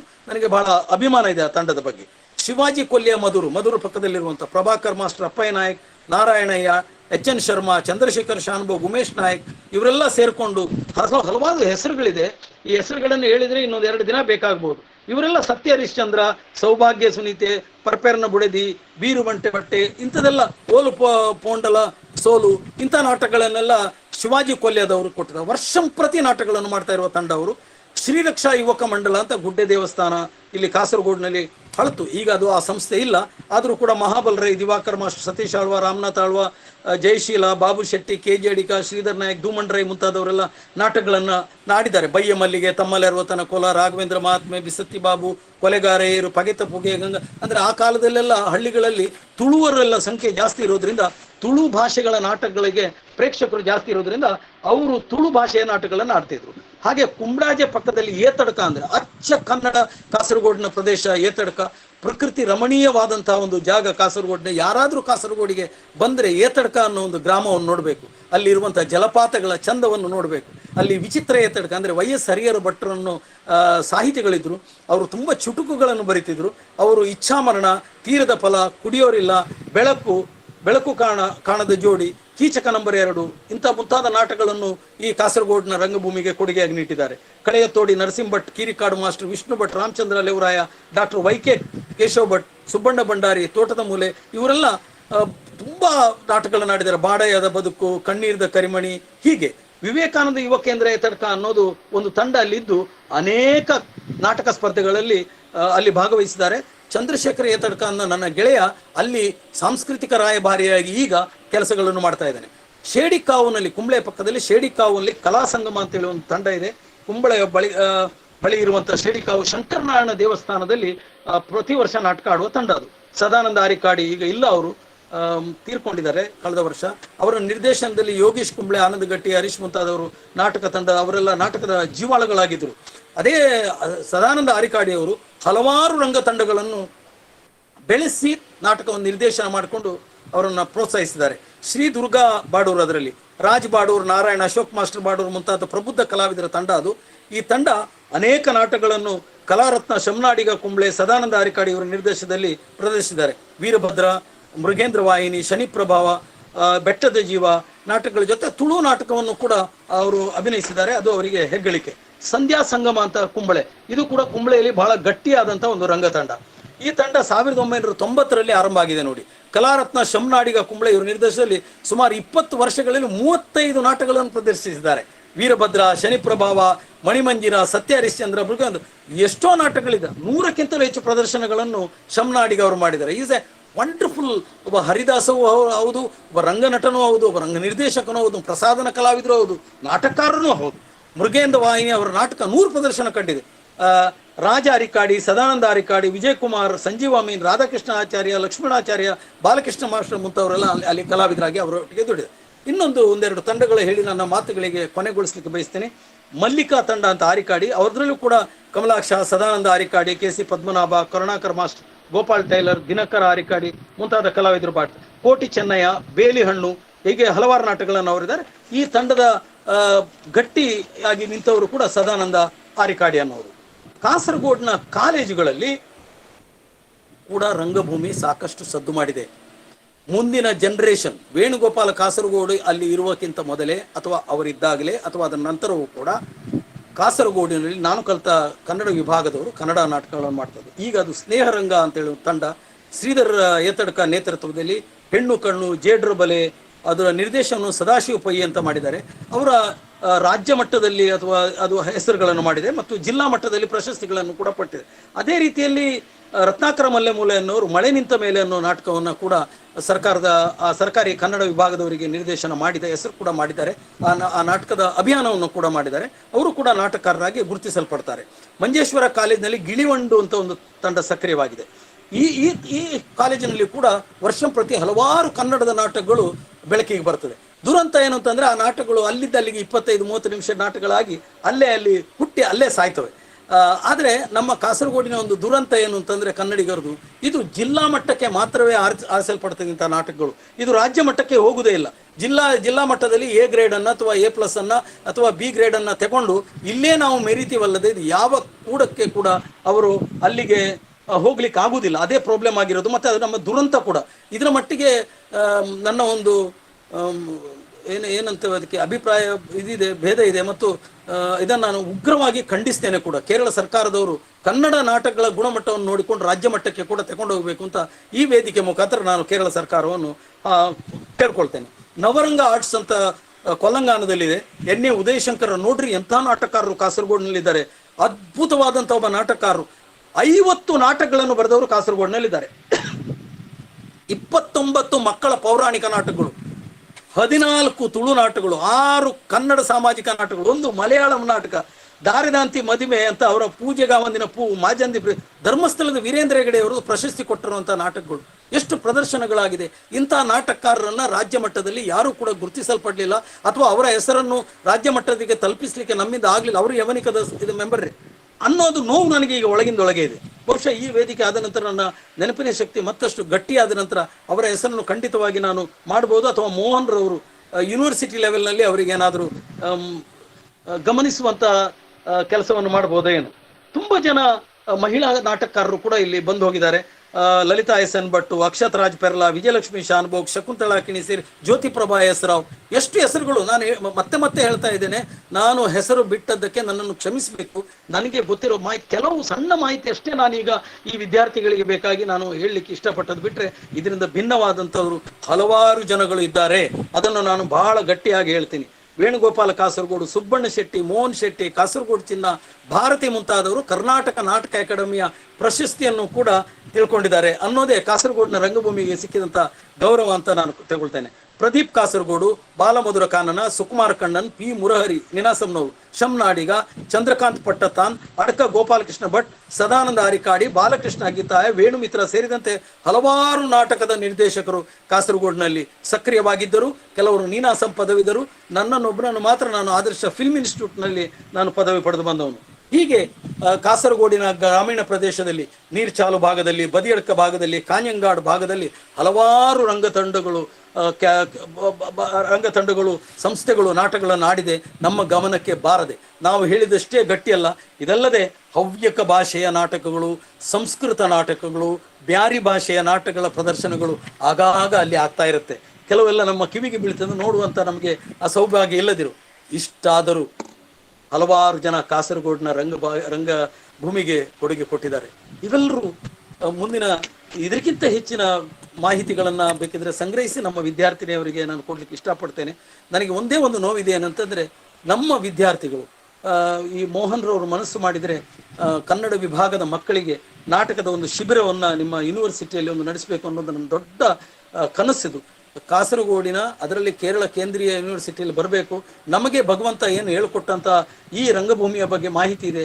ನಾನು BEd ಕಾಲೇಜಿಗೆ ಅಲ್ಲಿಗೆ ಹೋಗಿದ್ದೆ. ಅಲ್ಲಿ ಮಲಯಾಳಂದ ಎಷ್ಟೋ ಟೀಚರ್ಸ್ಗಳಿಗೆ ನಾನು ಧ್ವನಿಯ ಬಗ್ಗೆ ಕ್ಲಾಸ್ ತೆಗೆದು, ಮತ್ತೆ ಅವರು ವರ್ಷಪ್ರತಿ ನನ್ನನ್ನು ಕರೀಲಿಕ್ಕೆ ಶುರು ಮಾಡಿದಾಗ ನಾನು ಒಂದು ಹೆಜ್ಜೆ ನಿಧಾನವಾಗಿ ಈ ಕಡೆ ಬಂದೆ. ನನಗೆ ಕನ್ನಡಿಗರ ಮುಖ ನೋಡದೆ ಅಲ್ಲಿ ಮನಸ್ಸಿಗೆ ಒಂದು ಸಮಾಧಾನ ಆಗ್ತಾ ಇರಲಿಲ್ಲ, ಒಳಗಡೆ ನೋವಿತ್ತು. ಈಗ ಸ್ವಲ್ಪ ಧೈರ್ಯ ಬಂದಿದೆ. ಮೋಹನ್ ರವರು, ಮಹೇಶ್ ರವರೆಲ್ಲ ಸೇರ್ಕೊಂಡು ಈ ಕನ್ನಡದ ರಂಗಭೂಮಿಗೆ ಈ ಯೂನಿವರ್ಸಿಟಿ ಮುಖಾಂತರ ಒಂದು ಗಟ್ಟಿತನವನ್ನು ಕೊಡಬಹುದು ಅನ್ನೋದು. ನಾನು ಹೆಸರು ಬಿಟ್ಟು ಹೋದವರ ಕ್ಷಮೆಯನ್ನೇ ಯಾಚಿಸ್ತೇನೆ. ಇದೊಂದು ಪರಿಪೂರ್ಣವಾದ ಮಾಹಿತಿ ಅಲ್ಲವೆಂದು ಬಲವಾಗಿ ನಾನು ನಂಬಿದವನು. ಕಾಸರಗೋಡಿನ ರಂಗಭೂಮಿ ಮುಂದಿನ ದಿನಗಳಲ್ಲಿ ಮತ್ತಷ್ಟು ರಾರಾಜಿಸಬೇಕೆಂದೇ ನನ್ನ ಆಸೆ. ಯುವ ಜನಾಂಗಕ್ಕೆ ರಂಗಭೂಮಿಯನ್ನು ಹಸ್ತಾಂತರಿಸುವ ಕೆಲಸ ಆಗಲೇಬೇಕಾದ್ರೆ ಅದಕ್ಕೆ ನಾನು ನನ್ನ ಕೊನೆ ಉಸಿರಿನ ತನಕ ಕೆಲಸ ಮಾಡ್ತೇನೆ. ರಂಗಭೂಮಿ ಬಿಟ್ಟರೆ ನಮ್ಗೇನು ಗೊತ್ತಿಲ್ಲ. ಮುಂದಿನ ದಿನಗಳಲ್ಲಿ ಮತ್ತಷ್ಟು ನಾವು ಹತ್ತಿರ ಆಗೋಣ. ಆ ಮುಖಾಂತರ ಕಾಸರಗೋಡಿನ ಹವ್ಯಾಸಿ ರಂಗಭೂಮಿಗೆ ಶಕ್ತಿ ತುಂಬಿಸೋಣ ಅಂತೇಳಿ ಈ ಸಂದರ್ಭದಲ್ಲಿ ಹೇಳ್ತೇನೆ. ಮತ್ತೆ ನನಗೆ ಅವಕಾಶವನ್ನು ಕೊಟ್ಟದಕ್ಕೆ ಬೇಕಾಗಿ ನಾನು AK ಮೋಹನ್ ಮತ್ತು ಮಹೇಶ್ ಮತ್ತು ಒಟ್ಟಾಗಿ ಕೇಂದ್ರೀಯ ಯೂನಿವರ್ಸಿಟಿಯ ಎಲ್ಲ ಸಂಬಂಧಪಟ್ಟವರಿಗೆ, ಮುಖ್ಯವಾಗಿ ಕನ್ನಡದ ವಿದ್ಯಾರ್ಥಿಗಳಿಗೆ ನಾನು ಆಭಾರಿಯಾಗಿದ್ದೇನೆ ಮತ್ತು ನಿಮ್ಮನ್ನು ಕಾಣುವ ತವಕದಲ್ಲಿದ್ದೇನೆ ಅಂತೇಳಿ ಹೇಳ್ತಾ, ಮತ್ತೊಮ್ಮೆ ಈ ಅವಕಾಶಕ್ಕೆ, ಮೋಹನ್ರ ಈ ಪ್ರೀತಿಗೆ, ಸೌಜನ್ಯಕ್ಕೆ ನಾನು ನಮಸ್ಕರಿಸ್ತೇನೆ. ನಮಸ್ಕಾರ.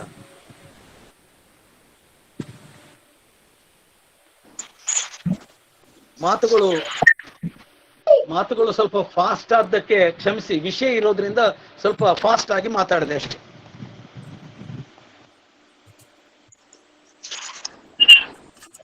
ಕಾಸರಗೋಡು ಹವ್ಯಾಸಿ ರಂಗಭೂಮಿ ಎಂಬ ವಿಷಯದ ಕುರಿತು ವಿಶೇಷವಾದ ಮಾಹಿತಿಗಳನ್ನು ಹಂಚಿಕೊಂಡ ಕಾಸರಗೋಡು ಚಿನ್ನಾರವರಿಗೆ ವಂದನೆಗಳು. ಸಂವಾದ ಸಮಯ ಸಂವಾದ ಕಾರ್ಯಕ್ರಮವನ್ನು ನಮ್ಮ ವಿಭಾಗದ ಉಪನ್ಯಾಸಕಿಯಾದ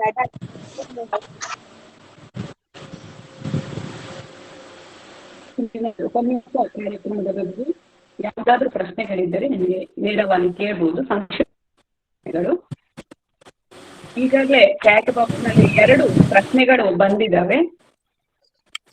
ಚಿನ್ನ ಸರ್, ಇಂದಿನ ಕಾಲಘಟ್ಟದಲ್ಲಿ ಹೇಳಿ ನನಗೆ ಪ್ರಶ್ನೆ. ಇಂದಿನ ಕಾಲಘಟ್ಟದಲ್ಲಿ ಪರಿಸ್ಥಿತಿ ಹೇಗಿದೆ? ಇಂದಿನ ಕಾಲಘಟ್ಟದಲ್ಲಿ ರಂಗಭೂಮಿಯ ಒಟ್ಟಾರೆ ಹೇಗೆ? ಸತೀಶ್ ಚಂದ್ರ ಅವರು ಹೇಳಿ. ಸತೀಶ್ ಚಂದ್ರ ಅವರೇ, ರಂಗಭೂಮಿ ಒಂದು ಸಲಕ್ಕೆ ಮಕಾಡ ಮಲಗಿತ್ತು.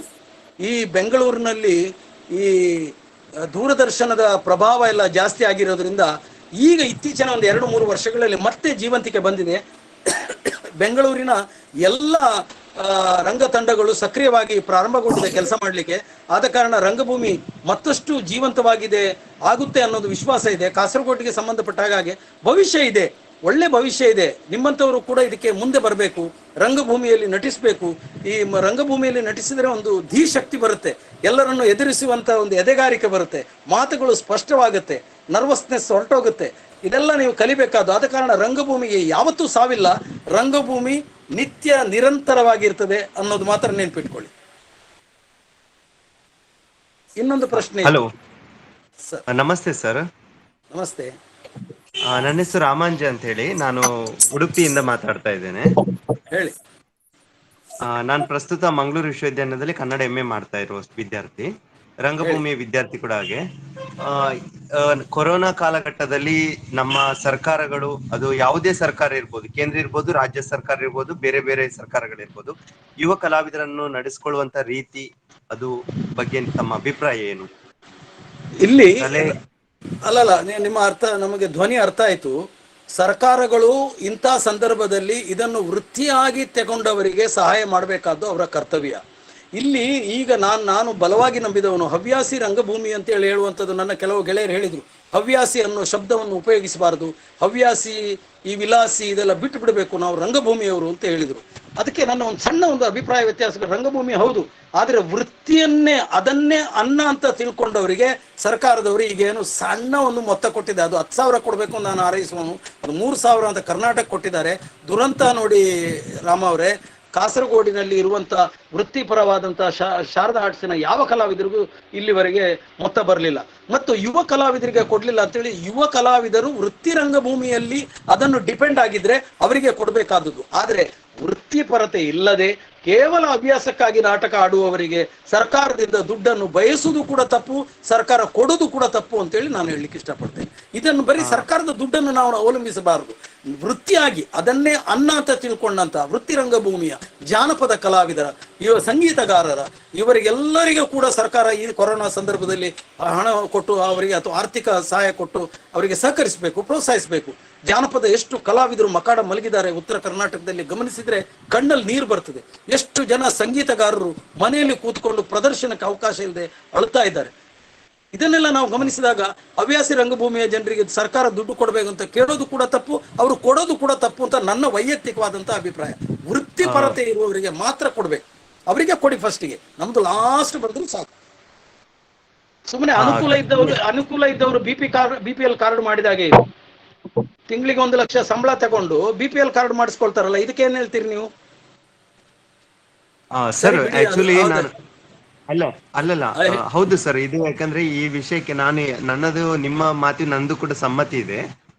ನಾನು ಯಾಕೆ ಈ ಪ್ರಶ್ನೆಯನ್ನು ಕೇಳ್ತಾ ಇದ್ದೇನೆ ಅಂದ್ರೆ, ನಾನು ಕೂಡ ಕಳೆದ 15 ವರ್ಷಗಳಿಂದ ರಂಗಭೂಮಿಯಲ್ಲಿರುವಂತ ವಿದ್ಯಾರ್ಥಿ, ಬಾಲ ಕಲಾವಿದನಾಗಿ ಬಂದಂತವನು. ಮತ್ತೆ ನಾವು ಕೂಡ ಬೇರೆ ಬೇರೆ NSD, ನೀನಾಸಮು, ರಂಗಾಯಣ ಇಂತಹ ತರಬೇತಿ ಶಿಬಿರಗಳಲ್ಲಿ ಸಕ್ರಿಯವಾಗಿ ಪಾಲ್ಗೊಂಡವರು ಮತ್ತು ಆ ನೆಲೆಯಲ್ಲಿ ಕೆಲಸ ಮಾಡ್ತಿರುವಂತವ್ರು. ಇವತ್ತು ಬೇರೆ ಬೇರೆ ರಂಗ ಶಿಕ್ಷಣ ಸಂಸ್ಥೆಗಳಿಂದ ತರಬೇತಿ ಪಡ್ಕೊಂಡು ಬಂದು ಅವರು ಅದ್ರ ಮುಖಾನ ಜೀವನ ಕಟ್ಕೊಂತಿರುವಂತವ್ರಿಗೆ ಸರ್ಕಾರ ಒಂದು ವಯೋಮಾನವನ್ನು ಇಟ್ಕೊಂಡು ಈ ರೀತಿ ಮಾಡುವಂತ ಸರಿ ಅಲ್ಲ ಅಂತ ನಮ್ಮ ಮೊನ್ನೆ ನಾವು ಕೂಡ ವೈಯಕ್ತಿಕವಾಗಿ ಮಾನ್ಯ ಮುಖ್ಯಮಂತ್ರಿಗಳಿಗೆ, ಕನ್ನಡ ಸಂಸ್ಕೃತಿ ಇಲಾಖೆ ಸಚಿವರಿಗೆ ಪತ್ರಗಳನ್ನು ನಾವು ಕೂಡ ವೈಯಕ್ತಿಕವಾಗಿ ಬರ್ದ್ವಿ ಮತ್ತು ಒಂದು ಸಾಮುದಾಯಿಕವಾಗಿ ಕೊಟ್ಟಿದ್ವಿ. ಬಟ್ ಯಾವುದೇ ರೀತಿಯ ಪ್ರತ್ಯುತ್ತರಗಳು ಬರ್ಲಿಲ್ಲ. ಸೊ ನೋಡುವ. ನಾನು ಅದಕ್ಕೆ ಸಂಬಂಧಪಟ್ಟ ಹಾಗೆ ರಾಮ ಕೇಳಿ, ಅದಕ್ಕೆ ಸಂಬಂಧಪಟ್ಟ ಹಾಗೆ ನಾನು ಕೂಡ ಮಾತಾಡಿದೆ. 35 ವರ್ಷ ಇದ್ದದನ್ನು 30 ಮಾಡಬೇಕು ಅಂತೇಳಿ ವಾದ ಮಾಡಿದಾಗ ನಾನು ಅರವಿಂದ್ ಲಿಂಬಾವಳಿ ಅವರಿಗೆ ಕೂಡ ಪತ್ರ ಬರೆದಿದ್ದೆ.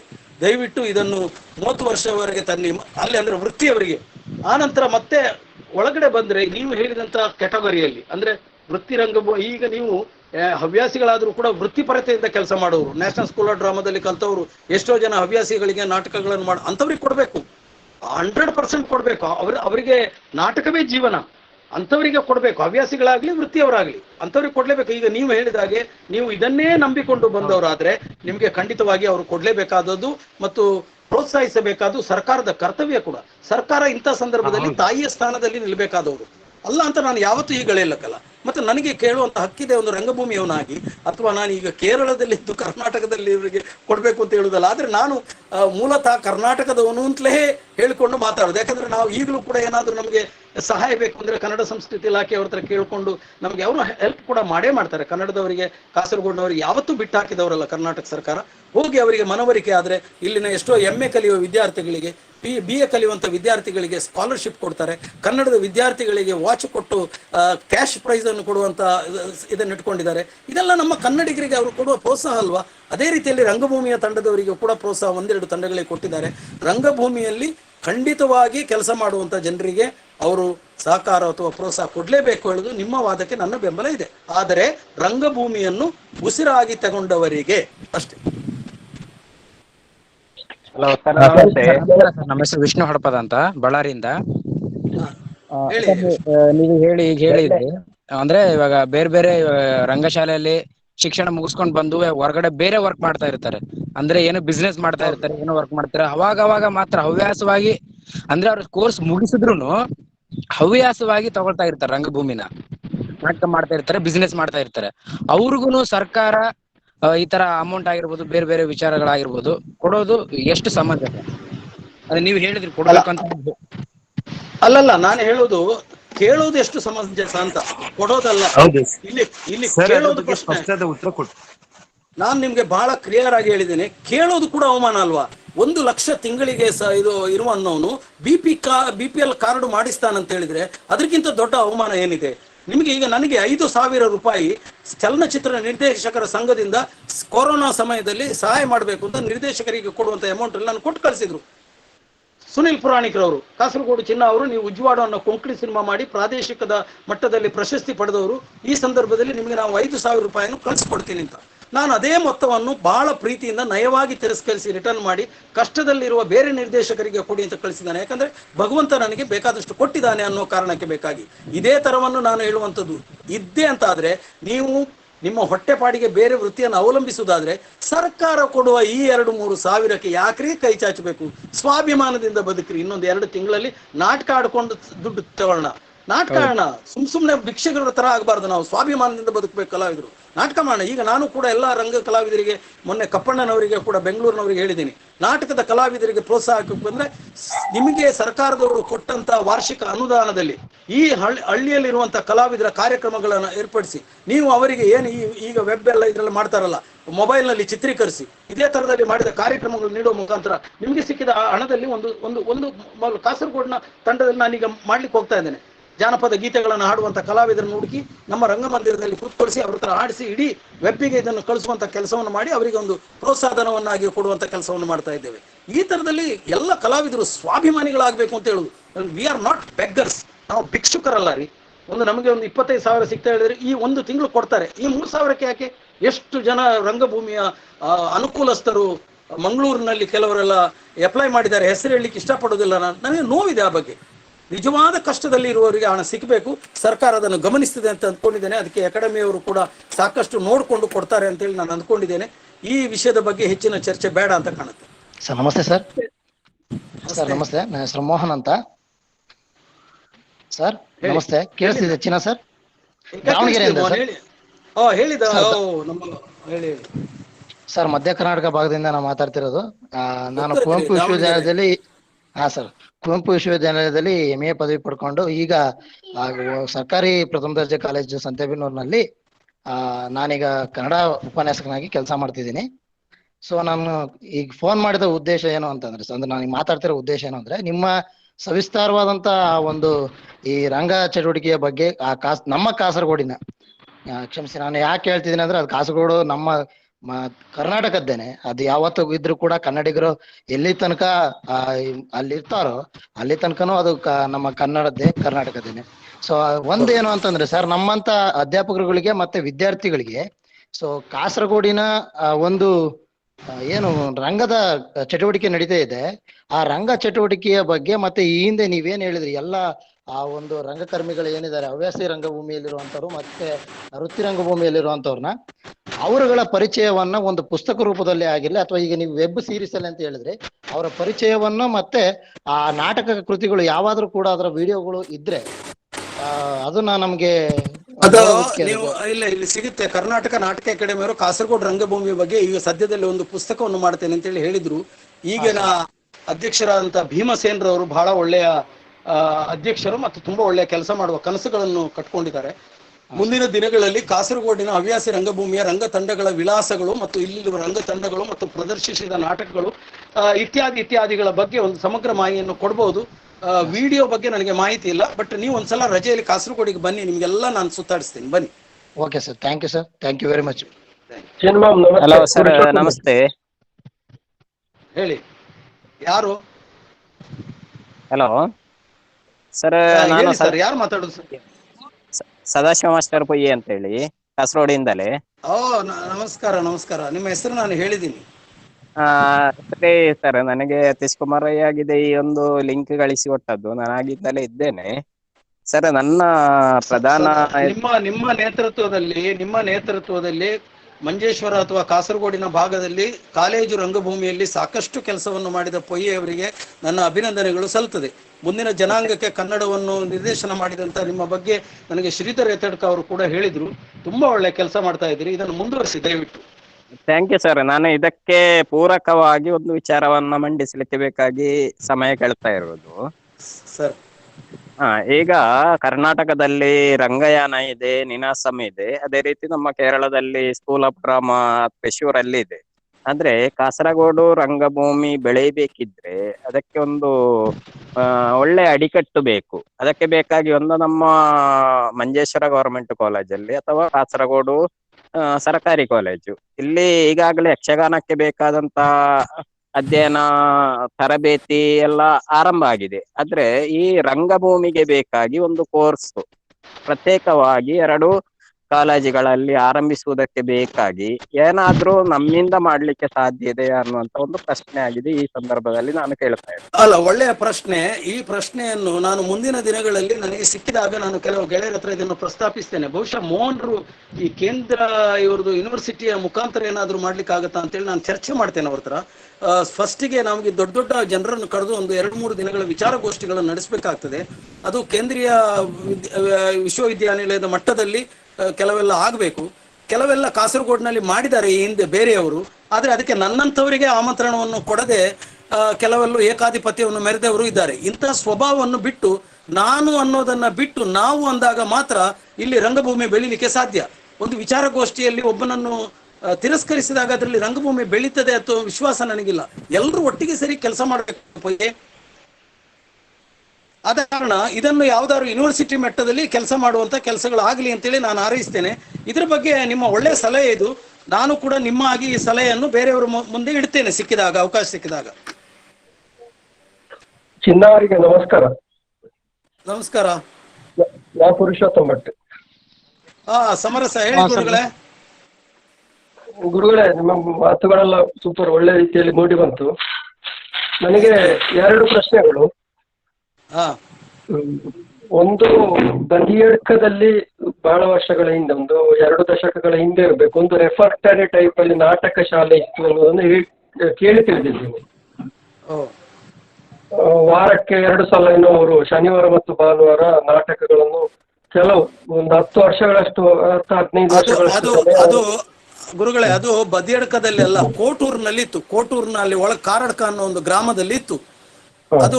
ಅದು ಗೋಪಿ ಅಂತೇಳಿ ಒಬ್ಬ ಮಾಡ್ತಿದ್ದ. ಅದು ಕೊನೆಗೆ ನಿಂತು ಹೋಯ್ತು. ಅದಕ್ಕೆ ಸರ್ಕಾರದ ಅನುದಾನ ಕೂಡ ಬರ್ತಾ ಇತ್ತು. ವೀಕೆಂಡ್ ಥಿಯೇಟರ್ ಅಂತ ಅದರ ಹೆಸರು. ಅದನ್ನು ಮಲಯಾಳಂ ಇದ್ರಲ್ಲಿ, ಹೌದೌದು, ಅವರು ಮಲಯಾಳಂ ಭಾಷಿಗರು ಮಾಡ್ತಿದ್ರು. ಇದು ಕಾಸರಗೋಡು ಕನ್ನಡ ಹವ್ಯಾಸಿ ರಂಗಭೂಮಿ ಆದ್ರಿಂದ ನಾನು ಆ ವಿಷಯವನ್ನು ಪ್ರಸ್ತಾಪಿಸ್ತಾ ಇಲ್ಲ, ಅದು ನಿಂತು ಹೋಯ್ತು.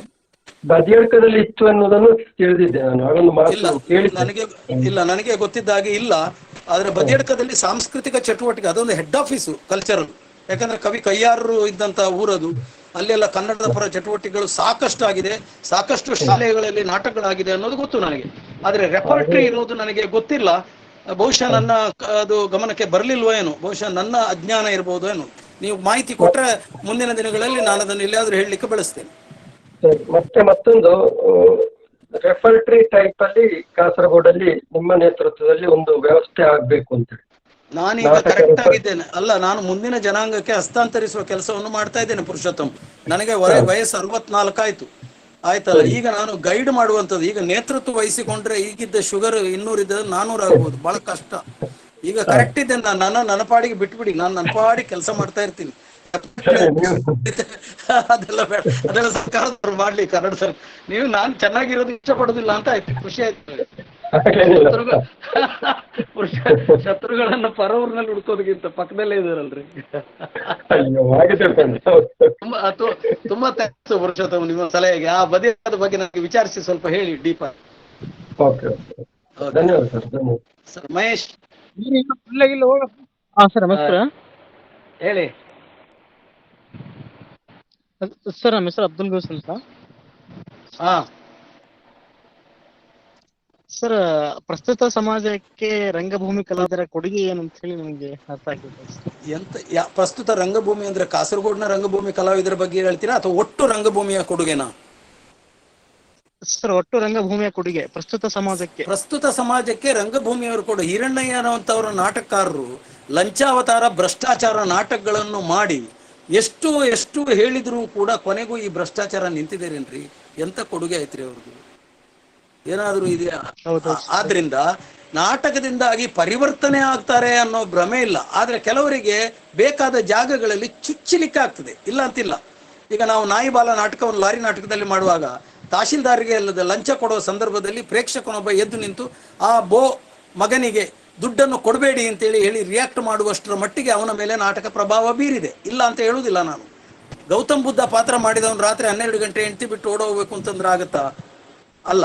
ಆದ್ರೆ ಕಷ್ಟ ಕಾಲದಲ್ಲೆಲ್ಲ ನೀವು ಹೇಳಿದ ಧ್ವನಿ ಅರ್ಥ ಆಗಿದೆ ನನಗೆ, ನಾನು ಸುಮ್ಮನೆ ತಮಾಷೆ ಮಾತು ಹೇಳಿದೆ ಅಷ್ಟೇ. ಸಮಾಜಕ್ಕೆ ಕೊಡುಗೆ ಇಂಥ ಸಂದರ್ಭದಲ್ಲಿ ಕೊಡಬೇಕು. ರಂಗಭೂಮಿಯ ಕಲಾವಿದರು ಕೊರೋನಾದಲ್ಲಿ ಸಂಕಷ್ಟಪಟ್ಟವರಿಗೆ ಏನು ಮಾಡಿದ್ದಾರೆ ಅನ್ನೋದನ್ನು ನೋಡ್ಬೇಕಾಗಿದೆ ಅಲ್ವಾ? ಸ್ವಂತ ತಂದೆಯವರಿಗೆ ಕೊರೋನಾ ಬಂದಾಗೆ ಮಕ್ಕಳು ಮುಖ ನೋಡ್ಲಿಕ್ಕೆ ಇಷ್ಟಪಡದಂತ ಕಾಲಘಟ್ಟದಲ್ಲಿ ನಾವಿರುವಾಗ ರಂಗಭೂಮಿಯವರು ಈಗ ನಾಟಕ ಮಾಡಕ್ಕಾಗತ್ತಾ? ಇಲ್ಲ. ಏನು ಕೊಡುಗೆ ಕೊಡ್ಬೋದು? ಸಮಾಜ ಸೇವೆ ಮಾಡುವ ಮುಖಾಂತರ ರಂಗಭೂಮಿಯವರು ಈಗ ಕೊಡುಗೆಯನ್ನು ಕೊಡ್ಬೋದು, ಅದು ಬಿಟ್ಟರೆ ಬೇರೆ ಏನು ಮಾಡ್ಲಿಕ್ಕೆ ಸಾಧ್ಯ ಇಲ್ಲ. ಅಥವಾ ಎಲ್ಲಾದ್ರೂ ಬಕೆಟ್ ಇಟ್ಕೊಂಡು 4 ಜನರ ದುಡ್ಡು ಕಲೆಕ್ಟ್ ಮಾಡ್ಕೊಂಡು ಕಷ್ಟಪಟ್ಟಂತ ಈ ಕೊರೋನಾ ಪೀಡಿತರಿಗೆ ಅಥವಾ ಮನೆಯವರಿಗೆ ಆ ಮಕ್ಕಳಿಗೆ ಏನಾದ್ರೂ ಹೆಲ್ಪ್ ಮಾಡುವಂತ ಧೈರ್ಯವನ್ನು ಮಾಡಬಹುದು. ಅದು ಬೆಂಗಳೂರಿನಲ್ಲಿ ಈಗ ಅದಕ್ಕೆ ಬೇಕಾಗಿ ಮೊನ್ನೆ ಒಂದು ವೆಬ್ ಸೀರೀಸ್ ಆಯ್ತು, ಅದರ ಬಗ್ಗೆ ಮಾತಾಡ್ಕೊಂಡಿದ್ದೇವೆ.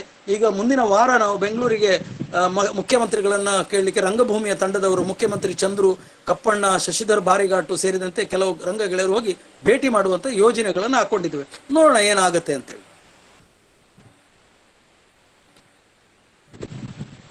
ಮಹೇಶ್. ಹಾ ಸರ್, ಒಂದೆರಡು ನಿಮಿಷ ನಾನು ತಗೊಳ್ಬೋದಾ? ಹಾ ಸರ್, ಖಂಡಿತ. ಖಂಡಿತ ತಗೊಳ್ಬಹುದು. ಮೊದಲನೆಗೆ ಕ್ಷಮೆ ಯಾಚಿಸ್ತೇನೆ ನಿಮ್ಮೆಲ್ಲರಿಗೆ. ನನಗೆ ಕಾರ್ಯಕ್ರಮದ ಪ್ರಾರಂಭದಲ್ಲಿ ಮಾತಾಡ್ಲಿಕ್ಕೆ ಆಗಿಲ್ಲ. ಕೆಲವು ಅತಿ ಮುಖ್ಯ ಕೆಲಸದ ಒತ್ತಡದಿಂದ ನಾನು ಬೆಂಗಳೂರಲ್ಲಿ ಇರ್ಬೇಕಾಯ್ತು. ಖಂಡಿತವಾಗಿ ಡಿಪಾರ್ಟ್ಮೆಂಟ್ಗೆ ಸಂಬಂಧಪಟ್ಟಂತೆ ಒಂದು ವಿಶೇಷ ಕೆಲಸ ಕೂಡ ಇವತ್ತು ಆಗಿತ್ತು ಬೆಂಗಳೂರಲ್ಲಿ. ಅದರಿಂದ ವಾಪಸ್ ಬರ್ತಿರುವ ಕಾರಣ ನನಗೆ ಮಧ್ಯದಲ್ಲಿ ಮಾತಾಡ್ಲಿಕ್ಕೂ ಇಷ್ಟ ಇರಲಿಲ್ಲ. ಯಾಕಂದ್ರೆ ನಾನು ಕೂಡ ತುಂಬಾ ಕುತೂಹಲವಾಗಿ ಕಾಯ್ತಾ ಇದ್ದೆ ಚಿನ್ನ ಅವ್ರ ಮಾತು ಕೇಳಲಿಕ್ಕೆ. ಇವತ್ತಂತೂ ಏಕ್ದಮ್ ನಮ್ಮ ಮಂಗಳೂರು ಉಡುಪಿ ಎಕ್ಸ್ಪ್ರೆಸ್ ತರನೇ ಅವರು ಹೋದ್ರು. ಆದ್ರೆ ನಂಗೆ ತುಂಬಾ ಆಶ್ಚರ್ಯ ಆಯ್ತು. ಏನು ಅಂತ ಹೇಳಿದ್ರೆ, ಇಷ್ಟೊಂದು ಹೆಸರುಗಳು, ಅದು ಕೂಡ ಕಾಸರಗೋಡಲ್ಲಿ ಇಷ್ಟೊಂದು ಹೆಸರುಗಳು, ಇಷ್ಟೊಂದು ಮನಸ್ಸುಗಳು ಕನ್ನಡ ನಾಟಕ ರಂಗದಲ್ಲಿ ದುಡಿದಿದ್ದೇವೆ ಅಂತ ಹೇಳಿದಾಗ ತುಂಬಾ ತುಂಬಾ ಹೆಮ್ಮೆ ಅನ್ಸಿತ್ತು. ಯಾಕಂತ ಹೇಳಿದ್ರೆ ಕೆಲವು ಹೆಸರುಗಳನ್ನು ನಾನು ಕೂಡ ಕೇಳಿದ್ದೆ, ಕೆಲವು ಹೆಸರುಗಳನ್ನು ಓದಿದ್ದೆ. ಆದ್ರೆ ಕೆಲವು ಹೆಸರುಗಳು ತುಂಬಾ ಹೊಸತು ಅನಿಸಿತ್ತು. ಆದ್ರೆ ಆ ನಾಟಕಗಳು, ನೀವು ಹೇಳಿದ ನಾಟಕಗಳು ಇದೆಯಲ್ಲ, ಆ ಕೆಲವು ನಾಟಕಗಳನ್ನು ಕೂಡ ನೋಡಿದ್ದೇವೆ. ಅದೇ ತುಂಬಾ ಸಂತೋಷದ ವಿಚಾರ. ಇನ್ನು ಕೂಡ ಈ ನಾಟಕ ರಂಗವನ್ನ ಕಟ್ಟಿ ಬೆಳೆಸ್ಲಿಕ್ಕೆ ನಾವು ಕೂಡ ನಿಮ್ ಜೊತೆ ಸೇರ್ಲಿಕ್ಕೆ ಉತ್ಸುಕರಾಗಿದ್ದೇವೆ ಅನ್ನೋದನ್ನು ಕೂಡ ನಾನು ಹೇಳಿ ತುಂಬಾ ಇಷ್ಟಪಡ್ತೇನೆ. ಯಾಕಂತ ಹೇಳಿದ್ರೆ ಈ ಕನ್ನಡ ವಿಭಾಗಕ್ಕೆ ನಾಟಕ ರಂಗ ಇರ್ಬೋದು, ಸಿನಿಮಾ ರಂಗ ಇರ್ಬೋದು, ಅಥವಾ ಬೀದಿ ನಾಟಕಗಳ ತಂಡ ಇರ್ಬೋದು, ಅಥವಾ ಬೀದಿ ನಾಟಕಗಳಿಗೆ ರಚನೆ ಆಗುವಂತ ಸಾಹಿತ್ಯ ಇರ್ಬೋದು, ಇದೆಲ್ಲ ತುಂಬಾ ಹತ್ತಿರದಲ್ಲಿ ಸುಳಿದಾಡ್ತಾ ಇರ್ತದೆ. ಈ ಚಟುವಟಿಕೆಗಳನ್ನ ನಾವು ಕೂಡ ಕಟ್ಟಬೇಕಾಗತ್ತೆ, ನಾವು ಕೂಡ ಬೆಳೆಸ್ಬೇಕಾಗತ್ತೆ. ಹೆಚ್ಚಾಗಿ ಈ ಹೆಚ್ಚಿನ ಸಂದರ್ಭಗಳಲ್ಲಿ ನಾವು ಯಾವುದೇ ಸರ್ಕಾರ ಹೊಸ ಕಾರ್ಯಕ್ರಮಗಳನ್ನ ಮಾಡಿದಾಗ ಆ ಕಾರ್ಯಕ್ರಮವನ್ನ ಜನರಿಗೆ ತಲುಪಿಸ್ಬೇಕಾದ್ರೆ ನಾವು ಹೆಚ್ಚಾಗಿ ನಾಟಕಗಳ ಮೂಲಕನೇ ಹೋಗ್ತೇವೆ. ಇಂಥ ಕಾರ್ಯಕ್ರಮ ಇದೆ, ಇಂಥ ಯೋಜನೆಗಳಿದೆ, ಇದನ್ನು ನೀವು ಪಡ್ಕೊಳ್ಳಿ ಅಂತ ಹೇಳಿ. ಈಗ ಫಾರ್ ಎಕ್ಸಾಂಪಲ್ ನಮ್ಮ COVID-19 ಚುಚ್ಚುಮದ್ದು ಬಂದಿದೆ. ಈ ನಮ್ಮ ಟ್ರೈಬಲ್ ವಿಲೇಜ್ಗಳಲ್ಲೆಲ್ಲ ಇದನ್ನ ಇಂಪ್ಲಿಮೆಂಟ್ ಮಾಡಕ್ ಆಗ್ತಾ ಇಲ್ಲ, ಕಷ್ಟ ಆಗ್ತಾ ಇದೆ. ಯಾಕಂದ್ರೆ ಜನ ಅದನ್ನ ಸ್ವೀಕರಿಸ್ತಾ ಇಲ್ಲ, ಬೇಡ ಅಂತ ಹೇಳ್ತಾ ಇದ್ದಾರೆ. ಇಂಥ ಸಂದರ್ಭಗಳಲ್ಲಿ ನಾವು ಇದಕ್ಕೂ ತಕ್ಕಂತ ಸಾಹಿತ್ಯಗಳನ್ನ ರಚನೆ ಮಾಡಿಬಿಟ್ಟು ನಮ್ಮ ಸರ್ಕಾರದ ಕಾರ್ಯಕ್ರಮಗಳನ್ನ ಎಷ್ಟು ಸೂಕ್ಷ್ಮವಾಗಿ ಎಫೆಕ್ಟಿವ್ ಆಗಿ ನಾವು ತಕೊಂಡು ಹೋಗ್ಬೋದು ಅನ್ನೋದ್ರ ಬಗ್ಗೆ ಕೂಡ ನಾವು ಆಲೋಚನೆ ಮಾಡಬಹುದು. ನನ್ನ ಪ್ರಕಾರ ಇವತ್ತಿನ ಈ ಕಾರ್ಯಕ್ರಮ ಏನಿದೆ, ಇದಕ್ಕೆ ಕಾಸರಗೋಡು ಚಿನ್ನದವರಿಗಿಂತ ಬೇರೆ ಉತ್ತಮ ವಾಗ್ಮಿ ಸಿಗ್ಲಿಕ್ಕಿಲ್ವೇನೋ. ಅವರು ಬಿಗಿನಿಂಗ್ ಅಲ್ಲಿ ಒಂದ್ ಮಾತು ಹೇಳಿದ್ರು, ನಾನು ಅತ್ಯಂತ ಉತ್ತಮ ಮಾತುಗಾರನೇನಲ್ಲ ಅಂತ ಹೇಳಿ. ಅದು ನಿಜವಾಗ್ಲೂ ಸುಳ್ಳು. ಯಾಕಂದ್ರೆ ಹಲವಾರು ಬಾರಿ ನಿಮ್ ಮಾತುಗಳನ್ನ ಬೇರೆ ಬೇರೆ ಸಂದರ್ಭಗಳಲ್ಲಿ ಕೇಳಲಿಕ್ಕೆ ಸಿಕ್ಕಿದೆ, ಈವನ್ ಸಿನಿಮಾದಲ್ಲೂ ಕೂಡ. ಆ ಸಂದರ್ಭದಲ್ಲಿ ನಿಮ್ಮ ಸ್ಫುಟು ಅಕ್ಷರಗಳು ಮತ್ತು ಸ್ಪಷ್ಟವಾದ ಮಾತುಗಳು ಮತ್ತು ನೀವು ಹೇಳಿ ಹುರಿದುಂಬಿಸ್ತಿರುವಂತ ವಿಷಯಗಳು ಯಾವಾಗ್ಲೂ ನಮ್ಮ ಮನಸ್ಸಲ್ಲಿ ಬಂದು ಹೋಗ್ತಾ ಇದೆ. ನನ್ನ ಪ್ರಕಾರ ಇವತ್ತು ನಾವು ನಡೆಸ್ತಾ ಇರೋದು 5-6ನೇ ಕಾರ್ಯಕ್ರಮ. ಈ ಕಾರ್ಯಕ್ರಮದಲ್ಲಿ ಈ ಹಿಂದಿನ ಎಲ್ಲಾ ಕಾರ್ಯಕ್ರಮಗಳು ನೀವು ಬಂದು ಹೋಗಿದ್ದೀರಿ, ನೀವು ಇರ್ಲಿಲ್ಲ ಅಲ್ಲಿ, ನೀವು ಬಂದು ಹೋಗಿದ್ದೀರಿ ಬೇರೆ ಬೇರೆ ಸಂದರ್ಭಗಳಲ್ಲಿ. ಬೇರೆ ಬೇರೆ ಮಾತಾಡುವಾಗಲೂ ಕೂಡ ನಿಮ್ಮ ಹೆಸರುಗಳನ್ನ ಅಲ್ಲಿ ಪಿಕ್ ಮಾಡಿದ್ದಾರೆ. ಅವಾಗ ನಮ್ಮ ಅಭಿಮಾನ ಅದು. ನಮ್ಮ ಅಭಿಮಾನ ಏನಂದ್ರೆ ನಿಮ್ಮೂರಲ್ಲಿ ನಾವಿದ್ದೇವೆ ಅಥವಾ ನೀವು ನಮ್ಮೊಂದಿಗೆ ಇದ್ದೀರಿ, ಇದೇ ನಮ್ಮ ದೊಡ್ಡ ಅಭಿಮಾನ. ನಮ್ಮನ್ನು ಕೂಡ ನಿಮ್ಮ ಸಂಘಟನೆಯ ಚಟುವಟಿಕೆಗಳಲ್ಲಿ ಬಳಸ್ಕೊಳ್ಳಿ. ನಮ್ಮ ವಿದ್ಯಾರ್ಥಿಗಳು ಯಾವಾಗಲೂ ಇದಕ್ಕೆ ತಯಾರಾಗಿದ್ದಾರೆ. ಮತ್ತೆ ಅವರನ್ನು ಇಟ್ಟುಕೊಂಡು ಕೂಡ ನಮ್ಮ ರಂಗ ಚಿನ್ನಾರಿ ಇರ್ಬೋದು ಅಥವಾ ಇನ್ನಿತರ ಕನ್ನಡ ಕಟ್ಟುವ ಕಾರ್ಯಕ್ರಮಗಳನ್ನ ನೀವು ನಡೆಸ್ತಿರ್ಬೋದು. ಅದರಲ್ಲಿ ವಿಭಾಗದ ವಿದ್ಯಾರ್ಥಿಗಳನ್ನು ಬಳಸ್ಕೊಳ್ಳಿ. ವಿಭಾಗದ ವಿದ್ಯಾರ್ಥಿಗಳ ಸಾಹಿತ್ಯಗಳನ್ನು ಬಲಪಡಿಸಿಕೊಳ್ಳಲು ನೀವು ಅವಕಾಶ ಮಾಡಿಕೊಡಿ ಅಂತ ನಾನು ಈ ಸಂದರ್ಭದಲ್ಲಿ ನಿಮ್ಗೆ ಹೇಳಲಿಕ್ಕೆ ಇಷ್ಟಪಡ್ತೇನೆ. ಹಾಗೆ ಈ ಕಾರ್ಯಕ್ರಮ ಇದರ ಹಿಂದೆ ದುಡಿಯುವಂತ ಎಲ್ಲ ಕಾಣದ ಕೈಗಳಿರ್ಬೋದು, ಅಥವಾ ನಿಮ್ಮೆಲ್ಲರ ಸಹಕಾರ ಇರ್ಬೋದು, ಅಥವಾ ನಮ್ಮನ್ನ ಪ್ರೀತಿಯಿಂದ ಹರಸ್ತಿರುವಂತ ಎಲ್ಲ ವ್ಯಕ್ತಿಗಳಿರ್ಬೋದು. ನಾವೆಲ್ಲರೂ ಕೂಡ ಒಂದೇ ಆಶಯದಲ್ಲಿ ಹೊರಡ್ತೇವೆ. ಏನಂತ ಹೇಳಿದ್ರೆ, ಇದು ಕಲಿಕೆ ನಿರಂತರ. ಈ ಕಲಿಕೆಗೆ ಕಡಿವಾಣ ಅನ್ನುವುದೇ ಇಲ್ಲ. ನಾವು ಕೊನೆವರೆಗೂ ಕಲ್ತ್ಕೊಂಡೇ ಹೋಗ್ಬೇಕಾಗತ್ತೆ. ಹಾಗೆ ಕಲಿತದ್ದನ್ನ ನಾವು ಬೇರೆಯವರಿಗೆ ಕಲಿಸ್ಬೇಕಾಗತ್ತೆ. ಕಲಿತದನ್ನ ಖಾಲಿ ನಮ್ಮೊಂದಿಗೆ ಇಟ್ಕೊಂಡ್ರೆ ಅದು ನಮ್ಮೊಂದಿಗೆ ಸತ್ತೋಗ್ಬಿಡ್ತದೆ. ಅದಕ್ಕೂ ಕೂಡ ಸಾವಿರಬಾರದು. ಆ ಸಾವಿಲ್ಲದೆ ಅದನ್ನ ನಾವು ಬೇರೆಯವರಿಗೂ ಕೂಡ ಅದನ್ನ ಪಸರಿಸ್ಕೊಂಡು ಹೋದ್ರೆ ಈ ಕನ್ನಡದ ಕಂಪನ್ನು ವಿಸ್ತಾರವಾಗಿರ್ಸ್ಲಿಕ್ಕೆ ಸಾಧ್ಯವಾಗುತ್ತೆ, ಜೀವಂತವಾಗಿರ್ಸ್ಲಿಕ್ಕೆ ಸಾಧ್ಯ ಆಗುತ್ತೆ. ಯಾವುದೇ ಅಳುಕು ಬೇಡ ಅಥವಾ ಯಾವುದೇ ಅಂಜುತನವೂ ಬೇಡ. ನಮ್ಮಲ್ಲಿರುವಂತಹ ಸರ್ವಸ್ವವನ್ನು ನಾವು ಬೆಳೆಸ್ಕೊಂಡು, ಸರ್ವಸ್ವವನ್ನು ನಮ್ಮೊಂದಿಗೆ ಇಟ್ಕೊಂಡು ನಾವು ನಮ್ಮ ಕಲೆ ಮತ್ತೆ ಸಂಸ್ಕೃತಿಯನ್ನ ಬೆಳೆಸ್ಕೊಂಡು ಹೋಗ್ಲಿಕ್ಕೆ ತುಂಬಾ ಅವಕಾಶಗಳಿದೆ. ಅದರಲ್ಲೂ ಈ ನಾಟಕ ರಂಗವೂ ಕೂಡ ಒಂದು. ಈ ನಾಟಕ ರಂಗ ನಿಜವಾಗ್ಲೂ ನಮ್ಗೆ ಒಂದು ಪ್ರೇರಣೆ ಆಗಿದೆ. ಮತ್ತೆ ಈ ಪ್ರೇರಣೆಯಿಂದಲೇ ನಾವು ಹಲವಾರು ಕೆಲಸಗಳನ್ನು ಕೂಡ ಮಾಡ್ಲಿಕ್ಕೆ ಸಾಧ್ಯ ಇದೆ. ಇದು ಮನೋರಂಜನೆಗಂತೂ ಖಂಡಿತ ಅಲ್ಲ. ನಾಟಕ ರಂಗ ಇರ್ಬೋದು, ಸಿನಿಮಾ ರಂಗ ಇರ್ಬೋದು, ಇದು ಮನರಂಜನೆಗೆ ಯಾವತ್ತೂ ಸೀಮಿತಗೊಂಡಿಲ್ಲ. ನಾವು ಕಳೆದ ವಾರ ನಮ್ಮ ನಾಗಾಭರಣ ಸರ್ ಅವರು ಮಾತಾಡುವಾಗಲೂ ಕೂಡ ಅದನ್ನ ತುಂಬಾ ಚತುರಾತ್ಮಕವಾಗಿ ಆ ಮಾತನ್ನು ನಮ್ಗೆ ಹೇಳಿದ್ದಾರೆ. ತುಂಬಾ ಚೆನ್ನಾಗಿ ಮೂಡಿ ಬಂತು ಆವಾಗಲೂ ಕೂಡ. ಈಗಲೂ ಕೂಡ ನಾನು ಅದನ್ನು ಪುನರುಚ್ಚರಿಸ್ತಿದ್ದೇನೆ. ಒಂದು ಮಾತಿನ ನಡುವೆ ಒಂದು ಮಾತನ್ನು ನಾನು ಮೋಹನ್ ಸರ್ಗೆ ಹೇಳಲಿಕ್ಕೆ ಇಷ್ಟಪಡ್ತೇನೆ, ಮತ್ತೆ ಮರೆತು ಹೋಗ್ಬೋದು ಅನ್ನೋ ಕಾರಣಕ್ಕೆ. ನಿಮ್ಮ ಈ ಕನ್ನಡ ವಿಭಾಗದಲ್ಲಿ ಇರುವಂತಹ ವಿದ್ಯಾರ್ಥಿಗಳ ಸಂಖ್ಯೆ ಎಷ್ಟು ಸರ್? ನಮ್ಗೆ ಈಗ 2ನೇ ವರ್ಷದಲ್ಲಿ ಖಾಲಿ 9 ಜನ ವಿದ್ಯಾರ್ಥಿಗಳು ಪಾಸ್ ಔಟ್ ಆಗ್ತಾ ಇದ್ದಾರೆ. ಮತ್ತೆ ಪ್ರಥಮ ವರ್ಷದಲ್ಲಿ 2ನೇ ಸೆಮಿಸ್ಟರ್ ಅಲ್ಲಿ ಈಗ 18 ಜನ ವಿದ್ಯಾರ್ಥಿಗಳಿದ್ದಾರೆ. ಅಂದ್ರೆ ನಾನು ಯಾಕೆ ಹೇಳಿದ್ದಂದ್ರೆ, ಈ 18 ವಿದ್ಯಾರ್ಥಿಗಳು ಮತ್ತು ಪಾಸ್ ಆಗಿ ಹೋದ 9 ಜನ, ಈ 27 ವಿದ್ಯಾರ್ಥಿಗಳಲ್ಲಿ ಒಂದು 20 ನಾಟಕ, ಕನ್ನಡದ ನಾಟಕ 20 ನಿಮಿಷದ ನಾಟಕವನ್ನು ಬರೆದ್ರೆ ಅದಕ್ಕೆ ಫಸ್ಟ್, ಸೆಕೆಂಡ್, ಥರ್ಡ್ ನಗದು ಬಹುಮಾನವನ್ನು ರಂಗಚಿನ್ನಾರಿ ಕೊಡ್ಲಿಕ್ಕೆ ಇಷ್ಟಪಡ್ತದೆ.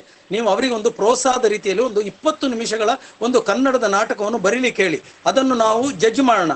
ಹಾಗೆ ಮಕ್ಕಳಿಗೆ ಒಂದು ನಾಟಕವನ್ನು ಬರೀಲಿಕ್ಕೆ ಪ್ರೇರೇಪಿಸಲಿಕ್ಕೆ ರಂಗಚಿನ್ನಾರಿ ಪ್ರಥಮ ಹೆಜ್ಜೆಯನ್ನು ಕೇಂದ್ರೀಯ ಯೂನಿವರ್ಸಿಟಿಯ ಮುಖಾಂತರ ಮಾಡ್ಲಿಕ್ಕೆ ಇಷ್ಟಪಡ್ತದೆ ಅಂತೇಳಿ ಮೋಹನ್ರಿಗೆ ಹೇಳಲಿಕ್ಕೆ ಇಷ್ಟಪಡ್ತೇನೆ. ನೀವು ಅದನ್ನು ಆಫರ್ ಅವರಿಗೆ ಕೊಡಿ. 20 ನಿಮಿಷಗಳ ಕಾಲ ಬರೀಲಿ, ಒಳ್ಳೆಯ ನಾಟಕವನ್ನು ಆರಿಸಿಕೊಂಡು ನಾವು ಅದಕ್ಕೆ ನಗದು ಬಹುಮಾನ ಎಷ್ಟು ಅಂತೇಳಿ ಮತ್ತೆ ಹೇಳ್ತೇನೆ, ಅಷ್ಟು ನಗದು ಬಹುಮಾನವನ್ನು ಪ್ರಥಮ, ದ್ವಿತೀಯ, ತೃತೀಯ ಕೊಡೋಣ ಸರ್. ಇದೊಂದು ಫಸ್ಟ್ ಮಕ್ಕಳಿಗೆ ಒಂದು ಪ್ರೋತ್ಸಾಹದಾಯಕ ಮಾತು. ಮುಂದುವರಿಸಿ ಸರ್. ಸರಿ ಸರಿ ಸರ್, ಖಂಡಿತ. Thank you sir, thank you so much. ಇಷ್ಟನ್ನು ಹೇಳಲಿಕ್ಕೆ ನಾನು ಇಷ್ಟಪಡ್ತೇನೆ. ದಯವಿಟ್ಟು ಕಾರ್ಯಕ್ರಮ ಆಯೋಜಕರು ಮುಂದುವರಿಸಬೇಕಾಗಿ ಕೇಳ್ಕೊಳ್ತೇನೆ. ಸರ್, ಕೊನೆಯದಾಗಿ ಒಂದು ಪ್ರಶ್ನೆ ಇದೆ. ಕಾಸರಗೋಡಿನ ಕನ್ನಡ ಹೋರಾಟದ ದನಿಯಾಗಿ ಬಂದ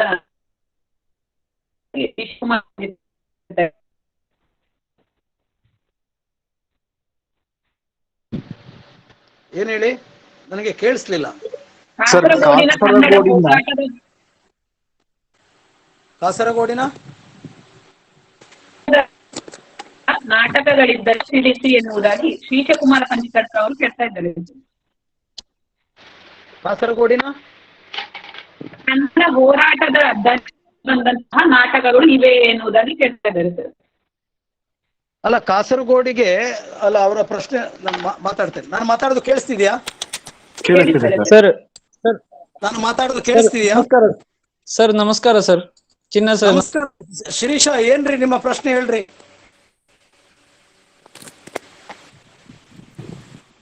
ಪ್ರಶ್ನೆ ಹೇಳಿ ಶಿರೀಷ, ಪ್ರಶ್ನೆ ಹೇಳ್ರಿ. ಸರ್ ಕೇಳಿಸ್ತಾ ಇದೆಯಲ್ಲ? ಹೇಳಿ ಹೇಳಿ, ಈಗ ಕೇಳ್ತಿದೆ, ಹೇಳಿ. ಕಾಸರಗೋಡು ಕೇರಳಕ್ಕೆ ಸೇರಿ ಹೋದಂತಹ ಕಾಲಘಟ್ಟದಲ್ಲಿ ಕನ್ನಡದ ಧ್ವನಿಯಾಗಿ, ಅಂದ್ರೆ ಕನ್ನಡಕ್ಕೆ ಒಂದು ಧ್ವನಿಯಾಗಿ, ಹಾಗೆ ಕನ್ನಡ ಹೋರಾಟಕ್ಕೆ ಪೂರಕವಾಗಿ ಬಂದಂತಹ ನಾಟಕಗಳು ಯಾವ್ದಾದಿದ್ರೆ ಅದರ ಬಗ್ಗೆ ಒಂದಷ್ಟು ಮಾಹಿತಿ ಕೊಡ್ತೀವಿ. 1956ನೇ ಇಸ್ವಿಯಲ್ಲಿ ಭಾಷಾವಾರು ಪ್ರಾಂತ್ಯ ರಚನೆಯಾದಾಗ ನಮ್ಮ ಹಿರಿಯರು, ಆಗ ನಾನು ಹುಟ್ಟಿದ 57ರಲ್ಲಿ, 56ರಲ್ಲಿ ಇದು ಕೇರಳದ ಭಾಗ ಆಗಿ ಹೋಗಿದೆ. ಆ ಸಂದರ್ಭದಲ್ಲಿ ಆಗ ಇದಕ್ಕೆ ವಿರುದ್ಧವಾದಂಥ ಮೆರವಣಿಗೆಗಳು, ಲಾಠಿ ಚಾರ್ಜ್ಗಳು, ಭಾಷಣಗಳು, ಸಂಘ ಸಂಸ್ಥೆಗಳು ಮಾಡಿದಂಥ ಇದೆಲ್ಲ ಆಗಿದೆ. ಬಿಟ್ರೆ ಇದಕ್ಕೆ ವಿರುದ್ಧವಾದಂಥ ಬೀದಿ ನಾಟಕಗಳಾಗಿ ಆದ ಹಾಗೆ ನನ್ನ ಗಮನದಲ್ಲಿ ಬರಲಿಲ್ಲ. ಆದರೆ ಪ್ರತಿಭಟನೆಗಳು, ಶಾಲೆಯ ಮಕ್ಕಳೆಲ್ಲ ರಸ್ತೆಯಲ್ಲಿ ಬಂದು ಇದು ಮಾಡಿದ್ದು, ಕನ್ನಡ ಮಲಯಾಳಿ ಹೋರಾಟಗಾರರ ನಡುವೆ ಶಾಂತಾರಾಮ್ ಸುಧಾಕರ್ ಅಗ್ಗಿತ್ತಾಯರು ಗುಂಡೇಟಿಗೆ ಬಲಿಯಾದದ್ದು, ಇದೆಲ್ಲ ನಮ್ಮ ಅಂಗಡಿ ಪಕ್ಕದಲ್ಲಿ ಇದೆಲ್ಲ ಆದದ್ದು ನಿಜ. ಶಾಂತಾರಾಮ್ ಸುಧಾಕರ್ರನ್ನ ಕೊನೆಯ ಗಳಿಗೆವರೆಗೆ ಇಲ್ಲಿಯ ಕನ್ನಡಿಗರು ಮರೆಯುವುದಿಲ್ಲ. ಯಾಕಂದ್ರೆ ಕನ್ನಡ ಮತ್ತು ಮಲಯಾಳಿ ಹೋರಾಟಗಳ ನಡುವಿನಲ್ಲಿ ಅವರಿಗೆ ಗುಂಡೇಟು ಕೇರಳ ಸರ್ಕಾರದವರು, ಅದರ ಪೊಲೀಸರು ಇಟ್ಟದ್ದು ಅಂತೇಳಿ ನಾವು ಅದನ್ನೆಲ್ಲ ಪ್ರಬಲವಾಗಿ. ಆದರೆ ನಾಟಕಗಳಾಗ್ಲಿಲ್ಲ. ಹಾಗಂತೇಳಿ ಭ್ರಷ್ಟಾಚಾರದ ವಿರುದ್ಧ ಅಥವಾ ಈ ಇದರ ವಿರುದ್ಧ, ಲಂಚದ ವಿರುದ್ಧ ಇದೆಲ್ಲ ನಾವು ನಾಟಕಗಳನ್ನು ಮಾಡಿದ್ದೇವೆ. ಪ್ರಜೆ ಅನ್ನೋ ಒಂದು ನಾಟಕವನ್ನು ಡಾಕ್ಟರ್ ನಾದಾಮೋದರ ಶೆಟ್ಟಿ ಇದು ವ್ಯವಸ್ಥೆಯ ವಿರುದ್ಧವಾಗಿ ಮಾಡಿದ್ದಾರೆ. ಗಣಗಣ ರಾಜ್ಯ ಅಂತ ಹೇಳುವಂಥ ನಾಟಕ ಶ್ರೀರಂಗರದ್ದು ನಾವು ಮನೆ ಜಗ್ಲೇಲಿ ಮಾಡಿದ್ದೇವೆ. ಅದೆಷ್ಟೋ ನಾಟಕಗಳು, ಬೀದಿ ನಾಟಕಗಳನ್ನು ಮಾಡಿದ್ದಾರೆ. ಆದರೆ ಯಾವುದೂ ಕೂಡ ಕೇರಳಕ್ಕೆ ಸೇರಿ ಹೋದಂಥ ಆ ಸಬ್ಜೆಕ್ಟ್ ಬಗ್ಗೆ ಯಾರೂ ಮಾತಾಡಲಿಲ್ಲ, ಯಾರು ಮಾಡಲಿಲ್ಲ ಕೂಡ. ಮತ್ತು ನಮ್ಮ ಧ್ವನಿ ಆ ಕಾಲಘಟ್ಟದಲ್ಲಿ, ಈಗ ಅದು ನಿಧಾನವಾಗಿ ಹೋಗಿದೆ. ನಾವು ಸತ್ಯವನ್ನು ಯಾವತ್ತೂ ಮರಿಬಾರದು ಶಿರೀಷ. ನಾವು ಈಗ ಕೇರಳದ ಅಂಗ.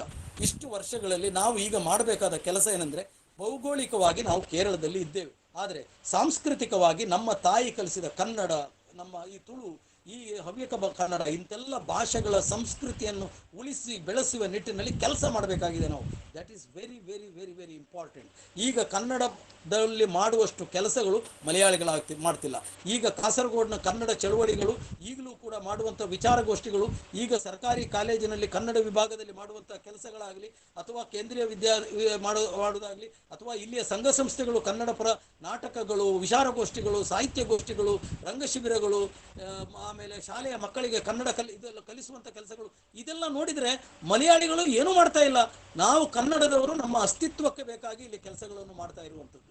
ಅದಕ್ಕೋಸ್ಕರ ನವೆಂಬರ್ 1 ಕೇರಳದಲ್ಲಿ ನಾವು ಸೇರಿ ಹೋದ ಕರಾಳ ದಿನವಾಗಿ ನಾವು ಆಚರಿಸಿದರೂ ಕೂಡ ನಮ್ಮ ತಾಯಿಯ ಹಬ್ಬವಾಗಿ ನಾವು ಆಚರಿಸಬೇಕಾದ್ದು ನಮ್ಮ ಕರ್ತವ್ಯ ಕೂಡ. ಅದು ನಾವು ಮಾಡಬೇಕು. ಇನ್ನು ಸುಮ್ಮನೆ don't CRY over the split milk ಅಂತೇಳಿ ಒಂದು ಇಂಗ್ಲೀಷ್ನಲ್ಲಿ ಮಾತಿದೆ. ಬಿದ್ದು ಹೋದನ್ನು ನಾವು ಇನ್ನೂ 10 ಪ್ರಯೋಜನ ಇಲ್ಲ. ಕೆಲಸ ಮಾಡೋಣ, ಕನ್ನಡದ ಚಟುವಟಿಕೆ ಮಾಡೋಣ, ನಿರಂತರವಾಗಿ ನೀವಿರುವ ಬದಿಯಡಕದಲ್ಲಿ ಮಾಡಿರಿ. ಈಗ ನೀವು ಕನ್ನಡದ ಮಕ್ಕಳಿಗೆ ಯಕ್ಷಗಾನ ಕಲಿಸುವ ಕೆಲಸ ಮಾಡ್ತೀರಿ. ನೀವಿರುವ ಶಾಲೆಗೆ ನಾನು ಕೂಡ ಬಂದಿದ್ದೇನೆ, ಅಲ್ಲಿ ಕೂಡ ತಕಜಣತ ಪಾಠವನ್ನು ಮಾಡಿದ್ದೇನೆ ಮಕ್ಕಳದು. ಇದೆಲ್ಲವೂ ಮಾಡಬೇಕಾದ ಚಟುವಟಿಕೆಗಳು.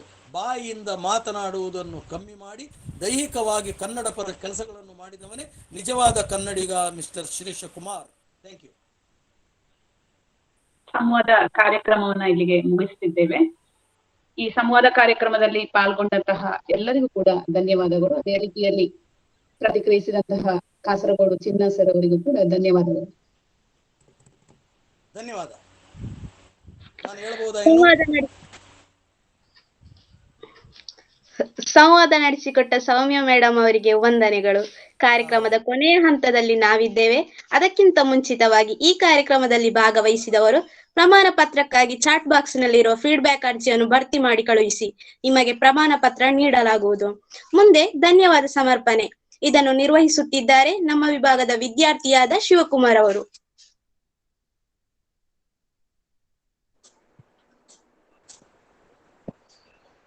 ಎಲ್ಲರಿಗೂ ಶುಭ ಸಂಜೆ. ಸ್ನೇಹಿತರೆ, ಕೇರಳ ಕೇಂದ್ರೀಯ ವಿಶ್ವವಿದ್ಯಾಲಯ ಕನ್ನಡ ವಿಭಾಗವು ನಡೆಸುತ್ತಿರುವ ಸಾಹಿತ್ಯಯಾನ ಸಂಚಿಕೆ 5ರಲ್ಲಿ ಕಾಸರಗೋಡು ಹವ್ಯಾಸ ರಂಗಭೂಮಿ ಎಂಬ ವಿಷಯದ ಕುರಿತು ವಿಷಯ ಮಂಡನೆ ಮಾಡಿರುವಂತಹ ಕಾಸರಗೋಡು ಚಿನ್ನ ಅವರಿಗೆ ನಿಮ್ಮೆಲ್ಲರ ಕಡೆಯಿಂದ ಹೃತ್ಪೂರ್ವಕವಾದ ಧನ್ಯವಾದಗಳನ್ನ ಹೇಳ್ತಾ ಇದ್ದೇವೆ. ಮತ್ತು ಈ ಕಾರ್ಯಕ್ರಮದ ಮುಖ್ಯ ಅತಿಥಿಗಳಾಗಿ ಆಗಮಿಸಿರುವಂತಹ ಅಮೃತ್ ಕುಮಾರ್ ಜಿ ಅವರಿಗೂ ಕೂಡ ವಂದನೆಗಳನ್ನ ಹೇಳ ಬಯಸುತ್ತೇವೆ. ಹಾಗೂ ಈ ಕಾರ್ಯಕ್ರಮದಲ್ಲಿ ಉಪಸ್ಥಿತರಿದ್ದಂತ ಕೇಂದ್ರೀಯ ವಿಶ್ವವಿದ್ಯಾಲಯ ಕೇರಳದ ಕನ್ನಡ ವಿಭಾಗದ ಮುಖ್ಯಸ್ಥರು ಮತ್ತು ಸಾಮಾಜಿಕ ನಿಕಾಯದ ಮುಖ್ಯಸ್ಥರಾದ ಡಾಕ್ಟರ್ ಎಕೆ ಮೋಹನ್ ಅವರಿಗೂ ಕೂಡ ವಂದನೆಗಳನ್ನ ಹೇಳ ಬಯಸುತ್ತೇವೆ. ಹಾಗೂ ಈ ಕಾರ್ಯಕ್ರಮದ ಸಂವಾದ ಕಾರ್ಯಕ್ರಮ ನಡೆಸಿಕೊಟ್ಟಿರುವಂತ ಹಾಗೂ ಈ ಕಾರ್ಯಕ್ರಮದ ಯಶಸ್ಸಿಗೆ ತಾವೆಲ್ಲರೂ ಕೂಡ ಕಾರಣೀಭೂತರಾದಂತ ತಮ್ಮೆಲ್ಲರಿಗೂ ಕೂಡ ಹೃತ್ಪೂರ್ವಕವಾಗಿ ವಂದನೆಗಳನ್ನ ಹೇಳುತ್ತೇವೆ. ಧನ್ಯವಾದ ಸಮರ್ಪಿಸಿದ ಶಿವಕುಮಾರ್ ಅವರಿಗೆ ಧನ್ಯವಾದ. ಮುಂದಿನ ಬುಧವಾರ ಸರಣಿ ಕಾರ್ಯಕ್ರಮದಲ್ಲಿ ಕನ್ನಡ ಸ್ನಾತಕೋತ್ತರ ಅಧ್ಯಯನ ಮತ್ತು ಸಂಶೋಧನಾ ವಿಭಾಗ ಸರ್ಕಾರಿ ಕಾಲೇಜು ಕಾಸರಗೋಡು ಇಲ್ಲಿನ ಪ್ರಾಧ್ಯಾಪಕರಾದ ಡಾಕ್ಟರ್ ರಾಧಾಕೃಷ್ಣ ಎನ್ ಬೆಳ್ಳೂರು ಇವರು ಕಾವ್ಯದ ಓದು ಎಂಬ ಉಪನ್ಯಾಸವನ್ನು ನೀಡಲಿದ್ದು, ತಾವೆಲ್ಲರೂ ಈ ಕಾರ್ಯಕ್ರಮದಲ್ಲೂ ಭಾಗವಹಿಸಬೇಕೆಂದು ವಿನಂತಿಸುತ್ತೇನೆ. ಇನ್ನು ನಿಮ್ಮ ಭೇಟಿ ಮುಂದಿನ ಬುಧವಾರ. ಅಲ್ಲಿಯವರೆಗೆ ಈ ಕಾರ್ಯಕ್ರಮಕ್ಕೆ ಪೂರ್ಣ ವಿರಾಮ. ಧನ್ಯವಾದಗಳು.